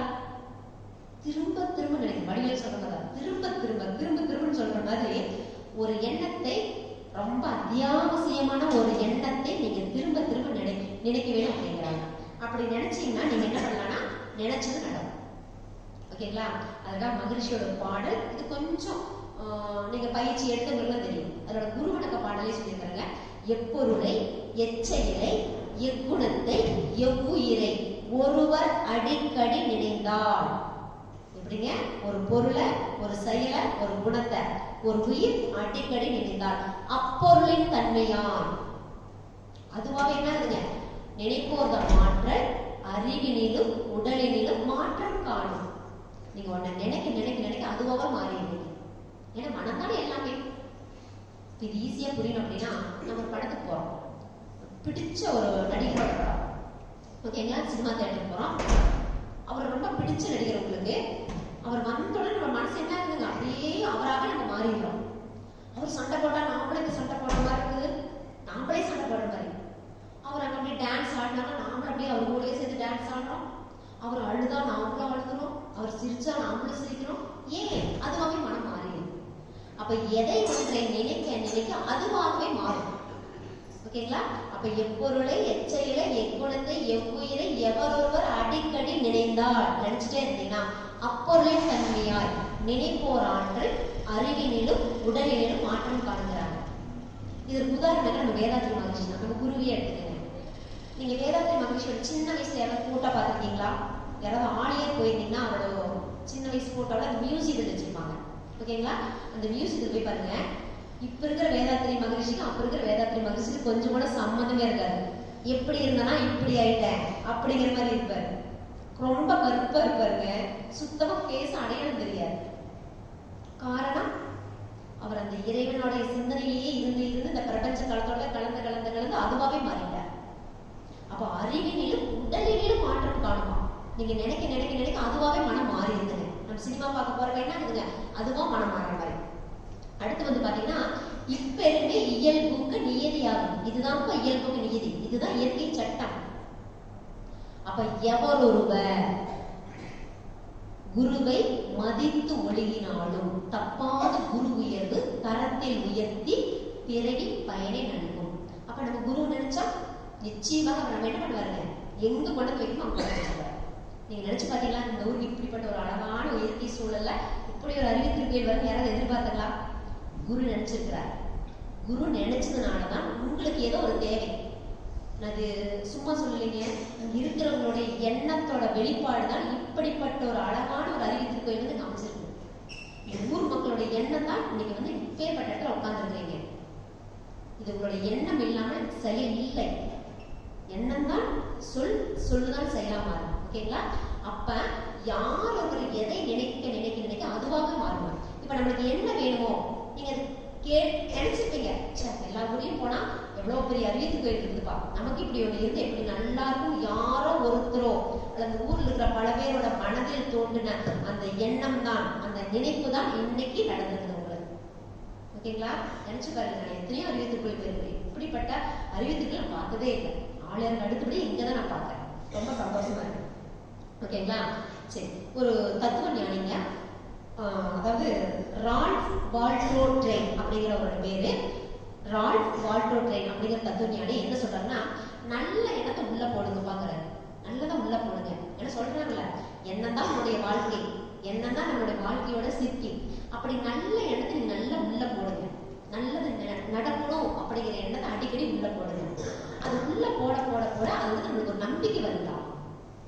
நல்ல எண்ணம் இது நல்லா தெரிஞ்சுக்குங்க. அந்த எண்ணம் எப்படி இருக்கணும்? நல்ல எண்ணம். நல்ல எண்ணம் எப்படிங்க? நமக்கும் துன்பம் இல்லாம இருக்கணும். அந்த எண்ணத்தால மற்றவங்களுக்கும் துன்பம் இல்லாம இருக்கணும். அது மகரிஷி இதுக்கு ஒரு அழகா சொல்லிட்டாரு. அப்ப நல்லதே நடக்கும் அப்படிங்கிற எண்ணத்தை அடிக்கடி உள்ள போட்டுக்கிட்டே இருக்கேன். அதனால நமக்கு என்ன கிடைக்குதுங்க? ஒரு நம்பிக்கை வருது. அந்த நம்பிக்கை திரும்ப அந்த நம்பிக்கை நடக்கிறதுனால ஒரு நல்ல செயல் உருவாகும். நினைச்சது நடக்குமா? நடக்காது? நிச்சயமாக நடக்கும். அப்ப திரும்ப உள்ள நல்ல எண்ணத்தை போட போட நிச்சயமாக ஒரு செயல் உருவாகும். அந்த செயல் தான் நம்ம என்ன ஆகுதுங்க, பழக்கமா மாறும். அந்த பழக்கம் தான் நம்முடைய வழக்கம், அந்த வழக்கம் தான் நம்மளுடைய வாழ்க்கை. ஓகேங்களா? இப்ப நம்பிக்கை வேணுங்க. முதல்ல பாசிட்டிவ் கதை, நல்ல எண்ணம் வேணும். இதுக்கு ஒரு குட்டி கதை. இப்ப ஒரு ஊர்ல ஒரு அரசன் வந்து பக்கத்து நாட்டுக்கு போய் அந்த ஊரை வந்து படையெடுத்துட்டு அந்த ஊரை வந்து ஜெயிக்கணும்னு ஆசைப்படுறாங்க. அப்ப அந்த படை தளபதியில இருப்பாங்க, அந்த போரை வழி நடத்தி செல்லக்கூடிய அந்த படை தளபதி ஒரு 1000 பேர், ஒரு 1000 படை வீரர்களோட போய் ஒரு இடத்துல நின்றுட்டு இருக்கிறாரு. அந்த ஊர் எல்லையில் நின்றுட்டு இருக்கிறாங்க. அப்ப ஒரு ஒற்றன் வந்து சொல்றான், தளபதியாரே, நம்மகிட்ட 1000 படை வீரர்கள் தான் இருக்கிறாங்க. ஆனா எதிரி நாடு, நம்ம எந்த நாட்டுக்கு போறோமோ அந்த நாட்டுல 10,000 படை வீரர்கள் இருக்காங்க. நம்ம போய் அவங்களை ஜெயிக்க முடியுமா அப்படின்னு சொன்ன உடனே இந்த 1000 படை வீரர்களுக்கு சோர்ந்து போச்சு. ஐயோ சாமி, அவங்க 10,000 பேர் இருக்கிறாங்களா, நம்ம 1000 பேர், நம்மளாம் போனா நிச்சயமா நம்மளால வெற்றி பெற முடியாது, ஜெயிக்க முடியாது அப்படின்னு நினைச்சிருக்கிறாங்க. அப்ப அந்த படைத்தளபதி, சரி வாங்கப்பா, அந்த ஊர்ல ஒரு ஊர் எல்லையில ஒரு கோயில் இருக்குது. அந்த கோயிலுக்கு போயிட்டு ஒரு காசை நான் சுண்டி போடுறேன். அந்த காசுல தலை விழுந்தா நம்ம போருக்கு போகலாம், பூ விழுந்தா நம்ம ஊருக்கே திரும்பி போயிடலாம், போருக்கு போக வேண்டாம் அப்படின்னு சொல்லிட்டு ஒரு காசு எடுத்து சுண்டி போடுற. தலை விழுது. எல்லாத்துக்கும் நம்பிக்கை. ஏன்? கடவுளா கொடுத்துட்டாருல. அந்த நம்பிக்கை யார் கொடுத்ததுங்க? அந்த ஆலயத்தில் இருக்கக்கூடிய அந்த ஆண்டவன் நம்மளுக்கு ஒரு உத்தரவு கொடுத்துட்டான். ஓகே, நீ போலாம்ப்பா, போயிட்டு படையை எடுத்துட்டு போய் அந்த நாட்டை நீ வெற்றி பெறலாம் அப்படிங்கிற மாதிரி உத்தரவு கொடுத்துட்டாங்க. ஒரு நம்பிக்கையோட 1000 பேர் போறாங்க. அதே மாதிரி அந்த நாணயத்துல வந்த மாதிரி வெற்றி பெறாங்க, ஜெயிச்சுட்டு தன்னோட ஊருக்கு வராங்க. ஊருக்கு வரப்ப திரும்ப அந்த ஊர் எல்லையில் இருக்கக்கூடிய அந்த கோயிலுக்கு மறுபடியும் எல்லாருக்கும் சாமி உள்ளன்னு வராங்க. அப்ப அந்த படை தளபதி தலைமை தாங்கி நடத்தினா பாத்தீங்களா, அந்த படை தளபதி அந்த காசு எடுத்து காட்டுறாரு. அந்த காசு, அந்த 2 பக்கம் தலை பூவே இல்லை. ஏன் ஆரம்பத்திலே சொல்லிட்டு நீங்க நம்புவீங்களா? அப்ப ஒரு நம்பிக்கை, நம்ம போனா நிச்சயமாக ஜெயிக்கலாம், நான் நினைச்சது நடக்கும் அப்படின்னு அவங்களுக்குள்ள ஒரு நம்பிக்கை கொடுத்தாரு அந்த படை தளபதி. அந்த நம்பிக்கை கொடுத்தங்காட்டி அவங்களுக்கு என்னாச்சுங்க, ஒரு பூஸ்டிங், நல்ல ஒரு எனர்ஜியா இருந்துச்சு. போனாங்க, அந்த நம்பிக்கையோட போர் புரிஞ்சாங்க, வெற்றி பெற்றாங்க, வீட்டுக்கு வந்துட்டாங்க. அப்ப அந்த நம்பிக்கை வேணுங்க. நல்லதே நடக்கணும், நல்லதே நடக்கும், நல்லதே நடக்கணும், ஆல் இஸ் வெல் சொல்றோம் பாத்தீங்களா? அந்த நல்லதை நடக்கணும் அப்படிங்கிற அந்த எண்ணத்தை அடிக்கடி உள்ள விட்டுக்கணும். அடிக்கடி அதை நினைச்சுக்கிட்டே இருக்கிறாங்க. நினைச்சது கட்டாயம் வீணா போகாது. ஓகேங்களா? சரி, அடுத்தது இது எதை நினைக்கணும் அப்படிங்கிறதுக்கு முன்னாடி ஒரு கதை, எதை நினைக்க கூடாது அப்படிங்கிறதுக்காக ஒரு கதை. இதே மாதிரி ஒரு அரசன் பக்கத்து நாட்டுக்கு போய் படையெடுத்துட்டு போய் அந்த நாட்டு வீரர்களை எல்லாம் அடிச்சு போட்டுட்டு அந்த நாட்டை ஜெயிச்சுட்டு வரான். அப்படியே வெற்றி களிப்போட தன்னோட ஊருக்கு வரான். ஊருக்கு வரப்போ பாத்தீங்கன்னா நல்லா இருட்டிச்சு, நைட்டுக்கு ஒரு 6-7 மணி ஆயிடுச்சு. ஒரு ஆத்தை தாண்டி தான் அந்த பக்கம் அவங்க ஊருக்கு போகணும். எல்லாரும் என்ன பண்றாங்க, ஒரு அடர்ந்த காடு. சரிப்பா, நம்ம காலையில எழுந்திரிச்சோட போய்க்கலாம், இப்ப ரொம்ப இருட்டா இருக்குது, ரொம்ப டயர்டு வேற, எல்லாத்தையும் சண்டையெல்லாம் கொடுத்தாங்க, ரொம்ப டயர்ட் ஆயிட்டாங்க. டயர்ட் ஆனோன்னு என்ன பண்ணிட்டாங்க, போய் அந்த காட்டுக்குள்ளே தங்கிட்டு காலையில எழுந்திரிச்சு கூட ஒரு முடிவு பண்ணிட்டு அந்த அரசர் ஒரு பெரிய மரத்துக்கிட்டே போய் உட்காந்துட்டு இருக்கிறாரு. எல்லாத்துக்கும் சரியான பசிங்க. அப்ப அந்த அரசர் நினைக்கிறானா, எனக்கு இப்ப சாப்பாடு இருந்தா எப்படி, எனக்கு ரொம்ப பசிக்குதே, எனக்கு சாப்பாடு இருந்தா எப்படி நினைக்கிறானுங்க. நினைச்சு அடுத்த செகண்ட் சாப்பாடு வந்துருச்சு. அவனுக்கு ஒரு சந்தோஷம், அவனுக்கு மட்டும் இல்ல, அப்படி எல்லாத்துக்கும் அந்த சாப்பாடு கொடுத்துட்டு இவனும் சாப்பிடலாம். சாப்பிட்ட உடனே தூக்கம் வந்தது. யாருக்கு சாப்பிட்டா முட்டை மயக்கம், தொண்டனுக்கு உண்டு அப்படிங்கிற மாதிரி சாப்பாடு லைட்டா தூக்கம் வருது. ஏன்னா அரசன் ஆச்சுல, சாதாரண கட்டாந்தரையில் படுப்பானா, எனக்கு ஒரு பட்டு வெத்தையும் அப்படியே ஒரு பெட்டு இருந்தா எப்படி இருக்குன்னு நினைக்கிறான். அதே மாதிரி வந்துருச்சுங்க, பெட்டு வந்துருச்சு, அப்படியே பட்டு மெத்த வந்துருச்சு, படுத்துக்கிட்டான். அதுக்கு பணிவிடை சேர்த்து பணி பெண்கள், இந்த பக்கம் 4 பேர், அந்த பக்கம் 4 பேர் நின்று அப்படியே அவனுக்கு விசிறிட்டு இருக்கிறாங்க. அப்படியே தூங்கிட்டான், நல்லா தூங்கிட்டான். அவனுக்கு திடீர்னு இடையில ஒரு 12 மணி 1 மணிக்கு அப்படியே முழிப்பு வருது. எந்திரிச்சு உட்காரலாம். ஐயோ, அப்படி சுத்தி வர பார்த்தா ஒண்ணுமே தெரியல, கருகிருக்கு காட்டுக்குள்ளார. இப்படி ஒரு காட்டு சிக்கிட்டுமேப்பா, புலிக்கு இது வந்துருச்சுன்னா அப்படின்னு நினைக்கிறாங்க. புலி வந்துருச்சு. ஐயோ, புலி வந்துருச்சு, இந்த புலியை நீங்க அடிச்சு கொண்டுருமா நினைச்சா அந்த புலி அவன் அடிச்சு கொண்டுருச்சு. ஏனென்றால் அவன் உட்கார்ந்து இருக்கக்கூடிய அந்த மரம் கற்பக விருட்ச மரம், கேட்டதையெல்லாம் கொடுக்கக்கூடிய அந்த கற்பக விருட்ச மரத்துகளில் உட்கார்ந்துட்டு அதை நினைச்சிட்டு இருக்கான். அப்ப நினைத்ததை நிறைவேற்றக்கூடிய அந்த மரத்தை யாருங்க, கற்பக விருட்ச மரம். ஓகேங்களா? நினைச்சு பாருங்க, அவனோட நினைப்பு எந்த இடத்துல தவறாச்சு. எல்லாம் ஓகே, சாப்பாடு கேட்டா வந்துச்சு, பெட்டு கேட்டா வந்துச்சு, எல்லாம் கேட்டான். இப்ப எந்திரிச்சு புலி வந்துருமான்னு நினைச்சானா, ஓகே வந்துருச்சு. ஏங்க, ஒரு 1000 பேர்த்த கூட்டிட்டு போய் பக்கத்து நாட்டுல போய் எல்லாத்தையும் அடிச்சு போட்டுட்டு அந்த நாட்டையே ஜெயிச்சுட்டு வந்தானால, ஆஃப்டர் இந்த புலி என்னால ஜெயிக்க முடியும், இந்த புலி வந்துச்சுன்னா எங்க இடத்துல கத்தி எடுத்து ஒரே சீவிடுவேன் அப்படின்னு நினைச்சிருந்தானா இவன் அந்த வேலையை செஞ்சிருப்பான். ஏன், அவன் நினைச்சது அந்த கற்பக மரத்துக்கடையில, கற்பக விருட்சம் அந்த மரத்துக்கடையில வந்து கேட்டான். அப்ப பாத்தீங்களா, நினைச்சது நடந்துருச்சு. இவன் ஏன் அந்த புலியை நீ அடிச்சிருமா, நான் செத்துருமா அப்படின்னு நினைச்சான், அதே மாதிரி நடந்துச்சு. எங்களுக்கு கதையா இருந்தாலும் இப்படி நெகட்டிவாக எதிர்மறையாக நம்ம நினைக்கக்கூடாது, பாசிட்டிவாக நினைக்கணும். எதுவுமே என்ன பண்ணுங்க, எனக்கு நல்லதே நடக்கும்பா, நல்லதே நடக்கும் சொல்றாங்க. எதுக்கு இந்த மாதிரி எண்ணத்தையில வச்சுட்டு இருக்காரு, கெட்ட எண்ணம் நல்ல எண்ணம் அப்படின்னு. மகரிஷி அழகா அதுக்கு உங்களுக்கு பயிற்சியை கொடுத்துருக்காங்க, எது நல்ல எண்ணம் எது தீய எண்ணம் அப்படின்லாம். ஓகேங்களா? அப்படிப்பட்ட நல்ல எண்ணத்தை நம்ம அடிக்கடி என்ன பண்ணணுங்க, நாம நம்மளுக்குள்ளாரே இது பண்ணிட்டு இருக்கணும். இந்த மனம் தான் எல்லாமாக இருக்குது. அப்ப இந்த மனம் எப்படி வச்சிருக்குதுங்க, தெளிவா இருக்கணும். ஏன்னா இப்ப நம்ம ஒரு காட்டுல போய் விதை போடுறோம், காடு அப்படியே ஒண்ணும் உழ போட்டுல ஒண்ணும் பண்ணல, அது பாட்டுக்கு தரிசா கிடக்குது, குண்டு முளைச்சு கிடக்குது, அதுல போய் நெல்லை போட்டுறது என்ன முளைச்சுக்குமா? முதல்ல அந்த நிலத்தை என்ன பண்ணணும், நல்லா அழகா பக்குவப்படுத்தணும். நல்லா உழவுகளை போட்டி அதை நல்லா பக்குவப்படுத்தி வைக்கணும். அப்பதான் போட்டதை முளைக்கும். அப்ப அந்த போட்டதை முளைக்கணும் அப்படின்னா எப்படி அந்த நிலத்தை நம்ம நல்லா பராமரிப்பு பண்றோம், அதை எப்படி நல்லா பக்குவப்படுத்துறோம், அந்த மாதிரி இந்த மனதை நம்ம பக்குவப்படுத்தணும். மனதை சும்மா அந்த புல்லு முளைச்ச மாதிரி வச்சுக்கிட்டு அப்படியே பாறை புல்லெல்லாம் முளைச்சு கிடக்குது, புல்லெல்லாம் உள்ள உட்காந்துருக்கு, அது போய் நீங்க நினைச்சீங்க அது நடக்குமா? நடக்காது. அதற்கு தான் கண்ணதாசன், பெரிய ஞானிங்க கண்ணதாசன், ஒரு பாட்டு பாடிக்கிறாரு. அதாவது நெஞ்சில் ஒரு ஆலயம் அப்படிங்கிற அந்த படத்துல. அதாவது மயக்கமா கலக்கமா மனதிலே குழப்பமா வாழ்க்கையே நடுக்கமா. ஏப்பா மனதில் குழப்பமா இருக்குதா? அவர் சொல்றாரு இடத்துல, வாழ்க்கை என்றால் 1000 இருக்கும். நம்ம சொல்றோம்ல, ஏப்பா வாழ்க்கைனா 1008 இருக்குதான் செய்யும். அதான் அழகா நம்ம சப்பையே சொல்லியிருக்காரு. வாழ்க்கை என்றால் 1000 இருக்கும், வாசல்கள் தோறும் வேதனை இருக்கும், வந்த துன்பம் எதுவென்றாலும் வாடி நின்றால் ஓடுவதில்லை. சரி, வந்துருச்சு கவலை, வந்துருச்சு துக்கம் வந்துருச்சு, நீ எப்படி வாடிவே மூளையிலே முடங்கி பார்த்தீங்கன்னா மற்ற துன்பம் போயிருமா? போகவே போகாது. வீடுனா 1000 இருக்குதான் செய்யும், வாசல்னா பிரச்சனை இருக்குதான் செய்யும். வீட்டுக்கு வீடு வாசப்படிங்க. நாம நினைச்சிட்டு இருக்கிறோம் எனக்கு மட்டும்தான் இவ்வளவு பெரிய கவலை, எனக்கு மட்டும் இவ்வளவு பெரிய பிரச்சனை சிக்கல் அப்படின்னு. இது ஆனாற்பட்ட அம்பானியா இருந்தாலும் இந்த கவலை சிக்கல் இருக்குதான் செய்யும். நம்ம இங்க இருந்து பார்த்தா அவங்க பெருசா தோணும், இக்கரைக்கு அக்கறை பிரச்சனை. ஓகேங்களா? அப்ப வீடு அப்படின்னாவே பிரச்சனை இருக்குதான் செய்யும். ஓகேங்களா? அப்ப அவர் சொல்றாரு பாருங்க அடுத்த லைன்ல, அதாவது உனக்கும் கீழே உள்ளவர் கோடி நினைத்து பார்த்து நிம்மதி நாடு. ஏப்பா நீ உனக்கு மேலே பார்த்து பார்த்து பார்த்து ஏங்கிட்டு இருக்கிற, உனக்கு கீழே எத்தனை பேர் சாப்பாடு, நாம எவ்வளவு அழகா சாப்பிடுறோம், 3 வேளை வகை வகையா சாப்பிடுறோம், விதவிதமா துணி போடுறோம். இது கூட வழி இல்லாம எத்தனையோ பேர் பிளாட்பார்க்ல வீடு கூட இல்லாம எங்கேயும் பிளாட்பார்க்ல இது பண்ணிட்டு இருக்காங்க. அப்ப உனக்கு கீழே இருக்கிறவங்க பாருப்பா அப்படிங்கிறாரு. நம்ம ஏன் மனசுல ஒரு குழப்பம், ஒரு கவலை, ஒரு சிக்கல், எப்பயுமே ஒரு மனசுக்கு ஒரு திருப்தியே வருதல் அப்படின்னு பாத்தீங்கன்னா நம்மளுடைய கம்பேரிங் நம்மளுக்கு மேல கூட பார்க்கலாம். நம்மளுடைய ஒரு கார் இருக்கும், வீடு இருக்கும், எல்லா வசதியும் இருக்குது. ஆனா நாம 2 பங்களா கட்டியிருக்கிறோம், 2 கார் வச்சிருக்கோம். பார்த்துதான் மனசு. நாம எப்படி இன்னொரு கார் எப்படி வாங்கலாம்? அவன் மட்டும் வாங்கிட்டானே. சைக்கிள் கூட வழி இல்லாம இருக்கிறவங்க எத்தனை பேர் இந்த உலகத்தில் இருக்கிறாங்க. அவங்கள பார்த்து நம்ம திருப்தி அடையிறது இல்லை. அப்ப மனம் என்பது எப்படி இருக்குங்க? தெளிந்த நீரோடை போல இருக்குமா.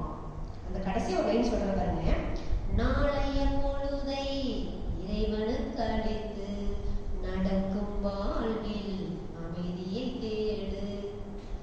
எப்பா நாளைக்குங்கிறது நிச்சயம் இல்லை. இப்ப எல்லாம் இங்க வந்துட்டோம், வீட்டுக்கு போறோம், போமா தெரியல, அது என் கையில் இல்லை. அடுத்த செகண்ட் என்ன நடக்குங்கிறத நம்மளால தீர்மானம் பண்ண முடியாது. அந்த சுவாரஸ்யத்தை தான் வாழ்க்கை ஓடிட்டு இருக்குது. எனக்கு நாளைக்கு என்ன நடக்குதுன்னு எனக்கு ஒரு ஸ்கேன் பண்ணி எல்லாம் கடவுள் சொல்லிட்டானா எனக்கு நாளைக்கு சுவாரஸ்யமா இருக்குங்கிறீங்களா? ஒண்ணுமே இருக்காது. அப்ப நாளைய பொழுது அப்படிங்கிறது இறைவன். அதான் மர வச்சவன் தண்ணி ஊத்தாமையே போயிடுவான், எல்லாம் பண்ணுவான். நாம தான் நம்மளுக்கு என்ன ஒரு நம்பிக்கை இல்லை. மற்றவங்களுக்கு எல்லாம் ஊத்துறான், எனக்கு மட்டும் ஊத்த மாட்டான் அப்படின்னு வேணும். கடவுளையே திட்டிட்டு இருக்கோம், உனக்கு கண் இல்லை காது இல்லை, உனக்கு இத்தனையெல்லாம் பண்ணனே, அவங்களே நல்லா வச்சிருக்கிறேன், என்னைய பற்றி இப்படி வச்சிருக்கிறேன்னு சொல்லிட்டு என்ன பண்றாங்க? நம்ம கடவுளையே திட்டிட்டு இருக்கோம். ஓகேங்களா? சரி, அப்ப நாளைய பொழுது அப்படிங்கிறது இறைவனுக்கு கொடுத்துருப்பா. அது உன் கையில எதுவுமே இல்லை. நேத்திக்கு அப்படிங்கிறது முடிச்சு போச்சு. அதான் சொல்லுவாங்க, நேற்று என்பது உடைந்து போன பானை, நாளை என்பது மதில் மேல் கூடை, இன்று என்பது கையில் இருக்கும் வீணை. ஒரு பானை உடைஞ்சு போச்சு, அது ஐயோ உடைஞ்சு போச்சு உடைஞ்சு போச்சு அப்படின்னு நினைச்சு கவலைப்பட அதெல்லாம் ஏதாவது பிரயோஜனம் இருந்தா? ஒரு பிரயோஜனம் இல்லை. நாளை என்பது மதில் மேல் கூடை. ஒரு பூனை உட்காந்துட்டு இருக்குது, அது இந்த பக்கமா அந்த பக்கமா அப்படியே உட்காந்துட்டு இருப்பான், தெரியாது. இன்று என்பதன் கையில் இருக்கக்கூடிய வீணை. இன்னைக்கு ஒரு வீணை கையில கிடைச்சிருக்குதுப்பா, அந்த வீணை அழகா மீட்டக்கூடிய இது எங்கிட்ட தான் இருக்கு. அதை வச்சு நம்ம என்ன அழகா 7 ஸ்வரங்களே மீட்டலாம், 7 எழுதிக்கலாம். நம்ம கையில தான் இருக்குது. ஒரு வீடு இருந்தா என்ன வேணாலும் பண்ணலாம். அப்ப அப்படிங்கிறப்ப நம்ம என்ன பண்ணிக்கணும்? இந்த மனதை ஒரு குழப்பம் இல்லாமல் தெளிந்த நீரோடை போல வைத்திருக்க வேண்டும். அப்படி தெளிந்த ஒரு மனதை எதை நீங்க போட்டீங்கனாலும் முளைக்கும். அப்ப மனதை எப்படி வச்சிருக்கணுங்க? நல்லதா வச்சிருக்கணும். ஓகேங்களா? குப்பையெல்லாம் இல்லாம. மகிழ்ச்சியே சொல்றாரு, நம்ம குரு சொல்றாரு, இந்த மனம் அப்படிங்கிறது கார்பரேஷன் குப்பை தொட்டி மாதிரி வச்சிருக்கணுமா. டஸ்ட்பின், நம்ம வீட்டுல குப்பை தொட்டி இருக்கு பாருங்க. நம்ம ஒரு வீட்டு குப்பை போட்டாவே குப்பை தொட்டி அளவா தான் நாரும். ஒரு பெரிய இந்த பஞ்சாயத்து இருக்கக்கூடிய குப்பை தொட்டி என்னமா நாரும். அந்த மாதிரி கார்பரேஷன் குப்பை தொட்டி மாதிரி வச்சிருக்கிறோங்களா. அப்புறம் நம்மளுக்கு போட்டதை நான் தான், குப்பை போட்டது யாரு? நான் தான். ஆனா எனக்கு கஷ்டம் வர மட்டும் அவங்க செஞ்சுட்டாங்க, சூனி வச்சுட்டாங்க, அவங்க எனக்கு செய்வனை வச்சுட்டாங்க. இதெல்லாம் சொந்த காசுலயே சூனி வச்சிருந்தது நம்ம வேலை. ஓகேங்களா? ஆனா அடுத்தவங்களையும் நம்ம பார்த்து என்ன பண்ணிட்டு இருக்கோம், அவங்கனாலதான் என்ன இப்படி இருக்கிறேன், இவங்கனாலதான் இப்படி இருக்கிறேன். நான் இவரை மட்டும் கல்யாணம் பண்ணாம இருந்துன்னு வச்சுங்க, அன்னைக்கு எங்கேயோ ராணி மாதிரி இருப்பேன். அவங்க சொல்லுவாங்க, இவளெல்லாம் கல்யாணம் பண்ணாம இருந்தா நான் ராஜா மாதிரி வாழ்ந்துட்டு இருப்பேன். இது நம்மளுடைய வேலை எதுவுமே கிடையாதுங்க. இன்னாருக்கு இன்னார் என்று எழுதி வைத்தானே தேவன் என்று அன்னைக்கு ஒரு முடிச்சு போட்டா நம்மளுக்குள்ளார, அதான் தலை விதி, மாத்த முடியாது. ஓகேங்களா? அனுபவிச்சுதான் அவங்க வாழ்க்கைய. ஓகேங்களா? சரி. அப்ப இந்த மனம் அப்படிங்கிறது தெளிந்த நீரோடை போல இருக்கும். இப்ப பாருங்க, இதுக்கு ஒரு புத்தரோட கதை. புத்தர் பாத்தீங்கன்னா ஒரு சச்சங்கம், ஒரு ஊரா போய் என்ன பண்ணுவாருங்க, ஒரு சொற்பொழி, ஒரு சச்சங்கம் இந்த மாதிரி கொடுத்துட்டு இருப்பாரு. நிறைய போதனைகள் பண்ணிட்டு இருப்பாருங்க. அப்போ நடந்துதான் போவார். ஒரு கிராமத்துல இருந்து இன்னொரு கிராமத்துக்கு நடந்துதான் போயிட்டு இருப்பாரு. அப்ப போயிட்டு இருக்கப்ப பாத்தீங்கன்னா ஒரு இடத்துல ரொம்ப டயர்ட் ஆயிட்டாங்க. ஒரு காட்டுல போய் ஒரு மரத்தடியில தங்கி இருக்கிறாங்க. புத்தருக்கு நல்லா தாகம். பக்கத்துல பாத்தீங்கன்னா ஒரு குளம் இருக்குது. ஒரு சீடர் சொல்றாரு, இங்க பாருப்பா, எனக்கு கொஞ்சம் தாகமா இருக்குது, இந்த குவளையை எடுத்துட்டு போய் ஒரு குவளை தண்ணி கொண்டு வா அப்படிங்கிறாரு. இந்த சீடனும் ஓடுறான். அங்க போய் பார்த்தா அந்த குளத்துல அப்பதான் ஒரு மாட்டு வண்டி உள்ள இறங்கி அந்த பக்கம் போகுது. குளத்துல ஒரு மாட்டு வண்டி உள்ள இறங்கி அந்த பக்கம் போச்சுன்னா அந்த குள தண்ணி எப்படி இருக்கும், கலங்கி இருக்கு, கொல கொல கொல கொல சேரா இருக்கு. இவருக்கு இந்த தண்ணி போய் எப்படா நம்ம குருவுக்கு கொண்டு போய் கொடுக்குறதுன்னு ஒரு கவலை. கொஞ்ச நேரம் வெயிட் பண்ணி பார்த்தா குளம் அப்படியே தான் இருந்துச்சு. வந்துட்டாரு. ஏப்பா அப்படின்னு கேட்கிறாரு. இல்லைங்க, குளம் கலங்கி இருந்துச்சு, தண்ணி குடிக்கிற மாதிரி இல்லை அப்படிங்கிறாரு. சரி அப்பா, சரி பரவாயில்ல உட்கார அப்படிங்கிறாரு. ஒரு 5 நிமிஷம் 10 நிமிஷம் அப்படியே பார்த்துட்டு கண்களை மூடி. இப்ப புத்தர் சொல்றாரு, சரிப்பா இப்ப நீ போய் தண்ணி மோந்துட்டு அப்படிங்கிறாரு. இப்ப அந்த சீடன் போறான், குவளை எடுத்துட்டு போறான், குளத்தை பாக்குறான், தெளிவா இருக்கு தண்ணி. தண்ணி மோந்துட்டு வரான், புத்தரும் குடிக்கிறாரு. புத்தர் கேட்கிறாரு, ஃபர்ஸ்ட் போன குளம் கலங்கி இருக்குன்னு சொன்னேன், இப்படி போன எப்படி சொல்லி இப்ப தெளிவா இருக்குதுங்க, தண்ணி தெளிவா இருக்கு சொல்றான். சரிப்பா, இந்த தண்ணி தெளிவா இருக்கிறது நீயே தான் பண்ணினியா? நான் ஒண்ணுமே பண்ணலைங்க அப்படின்னா. அப்ப கொஞ்ச நேரம் அமைதியா விட்டாவே என்ன ஆகுதுங்க, அந்த குழம்பி போன குளம் தானா தெளிவடைச்சிருது. அதே போல நம்ம மனசுல கொஞ்சம் கவலை, சிக்கல், வருத்தம், கஷ்டம் எல்லாம் இருக்கிறப்பல கொஞ்ச நேரம் அமைதியா இருந்தீங்கன்னா தானா எப்படி அந்த குளம் தெளிவுகள் தெளிஞ்சு போயிருமா. நாம எப்படி தெரியுங்களா, நம்ம ஏற்கனவே குழம்பி போயிருப்போம். இது வேற பக்கத்துல அந்த குழம்பிய போட்டு இன்னும் கொஞ்சம் கலக்கி விட்டு மீன் பிடிப்பான். இப்படியே வரவெல்லாம் போறவெல்லாம் கலக்கி கலக்கி விட்டானா நம்ம என்னைக்கு நிம்மதியா இருக்கிறது, நம்ம மனம் என்னைக்கு தெளிவடைகிறது, நம்ம என்னைக்கு நினைக்கிறது நடக்கிறது. இப்ப மனதை எப்படி வச்சுக்கிடுங்க, தெளிந்த நீரோடை போல வச்சுக்கணும். ஓகேங்களா? அப்பதான் குளம் தெளிவா இருந்தா உள்ள இருந்து மீன் தெரியும், தெளிவா தெரியும். குளம் கலக்கி இருந்துன்னா என்ன ஆகுதுங்க, நம்ம மீன் நம்மளுக்கு தெரியாது, அப்புறம் எப்படி மீன் பிடிக்கிறது? அந்த மாதிரி நம்மளுடைய மனதை நம்ம எப்படி வச்சிருக்கிறது, கொஞ்சம் குப்பைகளா, கொஞ்சம் சேறு சகதியா போட்டு வச்சுட்டு இருக்கோம். ஓகேங்களா? அப்ப மனதை நல்ல முறையில் வைக்க வேண்டும், அப்பதான் நினைப்பது நடக்கும். சரிங்க. இப்ப நம்மளுடைய நாம் நினைக்கிறது நடக்காம போகுது பாத்தீங்களா, சொல்றேன், நான் நினைக்கிறது ஒண்ணு நடக்கிறது ஒண்ணு. அப்ப அது ஏன் நடக்காம போகுது, அதுக்கு ஒரு 10 காரணங்கள் நம்ம பார்க்கலாங்க. இப்ப ஃபர்ஸ்ட் பாத்தீங்கன்னா, ஒரு நம்மளுடைய எண்ணத்துல நம்ம நினைச்சு பாத்தீங்களா, உங்களுக்கு ஏதோ ஒரு வேண்டும் அப்படின்னு ஒரு நினைச்சீங்க பாத்தீங்களா, அந்த எண்ணத்துல ஒரு தடுமாற்றம், ஒரு தெளிவு இல்லை, ஒரு குறிக்கோள் இல்லை. சரி, உதாரணத்துக்கு ஒரு கார் வாங்குறது நினைச்சுக்கலாங்களா? இப்ப எல்லாத்துக்கும் கார் அத்தியாவசியமான ஒண்ணா தேவையா மாறிடுச்சு. அப்ப கார் வாங்கணுங்கிறது என்னுடைய எண்ணம். ஓகேங்களா? இப்ப அந்த கார் வாங்கி ஆளுங்கிற எண்ணத்தால என்ன பண்ணலாம், அதுக்கு வலு கொடுக்கல, அதுல ஒரு தடுமாற்றம், ஒரு தெளிவு இல்லை, அதுல ஒரு உறுதி இல்லாம இருக்கிற. அப்ப முதல்ல எனக்கு ஒரு தடுமாற்றம் வந்தது, அதனால நான் நினைக்கிறது நடக்காம போயிடும். கார் வாங்கி ஆகணுமா, வாங்கலாமா, ஏதாவது நினைப்பாங்க யாராவது, இப்படி நான் என்ன பண்றேன், எனக்குள்ளாரையே ஒரு தடுமாற்றத்தை உருவாக்கிக்கிறேன், ஒரு தெளிவு இல்லாம இருக்கிறேன். எப்படி இந்த குழம்பெல்லாம் குழம்பி போயிருக்கு பாத்தீங்கன்னா, அந்த மாதிரி நான் என்னோட மனதை போட்டு குழம்பிக்கிட்டேன். அடுத்து பாத்தீங்கன்னா கோபம். நம்மளுக்கு நம்ம கார் வாங்கலாம் நினைச்சிட்டு இருக்கிறோம், அதை ஒரு 2 பேர்த்துட்டு சொல்லுவோம். அவன் என்ன தெரியுமா, நீ கெட்ட கேட்டு உனக்கு ஒரு கார் ஒரு குறைச்சலா அப்படிம்பாங்க. நமக்கு எப்படி வரும் கோபம். இப்ப நல்லா கார் வாங்க கூடாதா, கார் வாங்கக்கூடிய தகுதி எனக்கு இல்லையா அப்படின்னு நமக்கு ஒரு கோபம் வரும். கோபம் வந்துச்சுனாங்க நம்ம கிட்ட இருக்கக்கூடிய அந்த சக்தியெல்லாம் வெளியேறிடும். நம்ம உடம்புல ஒரு எனர்ஜி இருக்கு பாத்தீங்களா, அந்த உயிர் சக்தி அதெல்லாம் வெளியில போயிடும். அப்ப வெளியில போயிடுச்சுன்னா உங்களுடைய மனம் அந்த எண்ணத்துக்கு வலு குறைச்சு போயிடும். ஏற்கனவே சொன்னா எண்ணத்தை நல்ல தெளிவாக நினைக்க வேண்டும், திரும்ப திரும்ப நினைக்கணும், நல்ல உறுதியா நினைக்கணும். ஓகேங்களா? ஒரு குறிக்கோளோட நினைக்கணும். இப்ப நம்மளுக்கு யாராவது வந்து சைட்ல ஏதோ ஒன்று பண்ணி விட்டாலும் கோவம் வந்து உடனே என்ன பண்றோம்?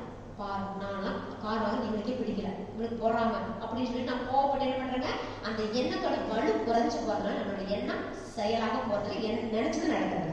அடுத்து கவலை. சொல்லவா வேணும் கவலை. அதாவது சினத்துக்கு கூட ஒரு காரணம் இருக்குதுங்க. இப்ப எங்க வீட்டுக்காரடி திட்டினாருன்னா எனக்கு அவர் மேல ஒரு கோவம் வருது, நியாயம். இப்ப நான் கவலைப்படுறேன் அப்படின்னா எனக்கு கவலைக்கு யாரையும் காரணம் சொல்றது? மகரிஷி சொல்றாங்க, கவலைங்கிறது உனக்கு வந்து வேற எந்த ஒரு ஆப்போசிட்ல உனக்கு யாருமே தேவையில்லை. அது தானா எப்படி சிலந்தி பூச்சி வலை கட்டிட்டு அது போய் உள்ள நடுவால உட்காந்துருதோ அந்த மாதிரி நம்மளை சுத்தி ஒரு கவலைங்கிற வலையை கிட்டி அதுல உட்காந்துக்கிறோம். இது தானாக வருவதில்லை, நாமளா உருவாக்கிக்கிறோம். கவலை என்கிறது என்னங்க? தானால வர்றதில்லை, நாமளா உருவாக்கி கொண்ட ஒரு கற்பனையான வலைதான் கவலை. ஆனா நம்ம வேதத்தை மகிழ்ச்சி சொல்ற கற்பனையான வளப்பா. கவலைக்கு ஏதாவது உங்களுக்கு மூலகாரணம்னா கண்டுபிடிக்க முடியுமா? ஒன்னு ஆரம்பிக்கீங்க, அது ஒரு சங்கிலி தொடர் மாதிரி 10 வருஷத்துக்கு முன்னாடி போய் கவலை போய் அன்னைக்கு எங்க மாமியார் என்னமோ சொல்லிட்டாங்க, எங்க வீட்டுக்காரர் என்ன சொன்னாரு, இப்படி கவலைங்கிறது அப்படியே போயிட்டே இருக்கும். அதனால மகரிஷி கவலைக்கு ஒரு டெபினிஷன் சொல்றாங்க, நினைப்பதற்கும் நடப்பதற்கும் உள்ள வித்தியாசம் தான் கவலைங்கிறார். நான் ஒண்ணு நினைக்கிறேன், ஆனா வேற ஒண்ணு நடக்குது, அப்ப எனக்கு அது என்னவா மாறுது? கவலையா மாறிடுது. அப்ப நான் அதாவது நான் நினைக்கிறது நடக்காமல் போவதற்கு ஒண்ணு என்னுடைய நினைப்பில் அந்த எண்ணத்தில் தெளிவு இல்லை, குறிக்கோள் இல்லை. ரெண்டாவது வந்து பாத்தீங்கன்னா நான் கோவப்படுறேன், அதனால எனக்கு எண்ணத்தோட வலு குறைஞ்சு போயிருது. கவலைப்படுறேன், இந்த கவலையினால என்னோட எண்ணத்தோட வலு குறைஞ்சு போயிருது. அடுத்து பேராசை. பாருங்க, நம்ம கார் வாங்கலாம்னு நினைச்சிட்டு இருக்கிறேன், நான் இந்த பிராண்ட் தான் வாங்க, இந்த கார்ல இந்த மாடல் தான் வாங்கணும் அப்படின்னு நினைச்சிட்டு இருப்பேன். நம்ம ரிலேஷன் நம்ம ஃப்ரெண்ட்ஸ் எல்லாம் சும்மா இருப்பாங்களா, வாங்கறத வாங்குறேன், கொஞ்சம் அட்வான்ஸ் மாடலா வந்துருக்கு, அந்த மாடல் வாங்கிய தூண்டி விட்டு போயிடலாம். அப்படியே உள்ள போட்டு நமக்கு என்ன பண்ணி ராசி தூண்டி விட்டான். இப்ப நம்ம உள்ள சும்மா இருக்கா? ஏற்கனவே மனம் சும்மாவே என்ன இருக்குதுங்க, ஓடிக்கிட்டே இருக்குது. இதுல அந்த அதாவது மனம் ஒரு குரங்கு அப்படின்னு சொல்லுவாங்க. அந்த குரங்கு பேய் பிடிச்சிச்சுன்னு எப்படி இருக்கும்? எத்தனை ஆட்டம் ஆடும், பேயாட்டம், அந்த மாதிரி மனம் ஆட ஆரம்பிச்சு. ஏன்? பேராசை. எனக்கு தெளிவா ஒரே ஒரு ஆசை, கார் வாங்கன்னு இருந்துச்சு. இப்ப என்னால அந்த ஆசையை நிறைவு செய்ய முடியாத அளவுக்கு இடையில வந்தா பேராசைகள் என்ன ஆகுது? இதனால என்னுடைய காந்தம், அதாவது என்னுடைய சக்தி இணைச்சு வெளியே போகுது. அப்ப எனக்குள்ள அந்த எண்ணத்தோட வலு குறைஞ்சு போயிடும். ஓகேங்களா? அடுத்து வந்ததுன்னா பயம். சரிப்பா, கார் வாங்குறேன், கார் வாங்கியாச்சு, நான் அப்படியே ரோட்ல ஓட்டிட்டு போறேன், எவனாவது வந்து உள்ளது ஆக்சிடென்ட் ஆயிடுவோம், அதை எவ்வளோ லாரிக்காரங்க கூட்டுவானா? பயம். அப்ப இந்த பயத்தினால என்ன ஆகுதுங்க? என்னுடைய அந்த எண்ணத்திற்கு, கார் வாங்கணும் அப்படிங்கிற எண்ணத்துக்கு என்ன ஆகுதுங்க? ஒரு குறிக்கோள் இல்லாம போயிருது, ஒரு தெளிவு இல்லாம போயிருது. அப்ப அதோட வலு குறைஞ்சு போயிருது. இதனால நம்ம நினைச்சது நடக்கிறதில்ல. அடுத்து வந்து பார்த்தீங்கன்னா வெறுப்பு. நம்ம என்ன பண்ணுவோம்? நான் கார் வாங்குறத பக்கத்து வீட்டுக்காரங்க 4 பேர் பார்க்கணும், பொறாம பிடிச்சி இந்த பசங்கெல்லாம் அவன் கார் வாங்கிட்டா நம்மளுக்கு என்ன ஆகுது? கொஞ்சம் அடிவீதுல முகம் வரதான் செய்யுது. அதற்காக நாம என்ன பண்ணுவோம்? நாம ஒரு காரை வாங்கி அவன் வயிற்று புகை வர அப்படின்னு நினைச்சு பார்க்கணும். பொறுக்க முடியாத ஒரு தன்மை தான் பொறாமைப்பாங்க நம்ம வேதாத்ரி மகரிஷி. ஏன்? அது அவனோட வளர்ச்சிக்கிட்ட நம்மளால பொறுக்க முடியல. ஐயோ, வாங்கிட்டானா. அப்ப அந்த வெறுப்பு வருது அடுத்தவங்களை. நம்ம அடுத்தவங்களை வெறுப்பை, அதாவது அடுத்தவங்கள பொறாமப்படணும் அப்படிங்கிற ஒரு குணத்தால கார் வாங்கினா அந்த எண்ணத்துக்கு வலு இருக்குங்களா? இருக்காது. அப்ப வெறுப்பு வந்தாலும் அந்த எண்ணத்தோட வலு குறைஞ்சு போயிடும். அடுத்து வந்து அதிகாரம் வரை. நான் கார் வாங்கணும், யார் தெரியுமா, நம்ம அடுத்த வாரம் என் வீட்டில் ஒரு கார் வச்சுக்கணும் அப்படின்னு பெரிய அதிகாரமா எல்லாத்துட்டையும் சொல்லிடுறாரு. இது ஒரு தன் முனைப்பு அப்படின்னாங்க. ஈகோ, நான்கிற ஒரு ஆணவம், இதுவும் இருக்கக்கூடாது. இது இருந்தாலும் அந்த எண்ணத்தோட வலு குறைச்சிடும். அடுத்தது பஞ்சம். நம்ம ஏற்கனவே நம்ம சொந்தக்காரன் ஒரு கார் வாங்கிட்டு நம்ம வீட்டுக்கு சும்மா வந்துட்டு இருப்பான், நம்மளை வெறுப்பேறதுக்கு கோசமே. இந்த பக்கம் போனப்ப கோயிலுக்கு போனது வீட்டுக்கு வந்தேன், ஹோட்டலுக்கு போனது வீட்டுக்கு வந்தேன், காரை போனது காமிச்சிட்டே இருப்பான். இப்ப நமக்குள்ள ஒரு பஞ்சம். என்னையாடா வெறுப்பேத்துன, இப்ப நான் கார் வாங்க போறேன், நான் பாரு எப்படி பழி வாங்குற பாருன்னு அந்த கார் எடுத்து அவங்க வீட்டுக்கு போறோம். இதுதான் பஞ்சம். வெச்சு செய்யணும். கடவுளை எப்பவுமே வச்சுதான் செய்வார். ஓகேங்களா? அப்ப இந்த பஞ்சம் அப்படிங்கிறது நமக்குள்ள வந்துடும். ஓகேங்களா? அடுத்து வந்து பாத்தீங்கன்னா அவமதி. பஞ்சம் வந்துட்டாலும் நம்மளுக்கு என்ன ஆகுதுங்க? அடுத்தோட இவன் நல்லா ஒரு ஆளா, நான் ஒரு கார் வாங்கிட்டேன், இப்ப நம்மளுக்கு இந்த பைக்கில் போறோம், சைக்கிள் போறோம் கண்ணே தெரியாது. ஏன்?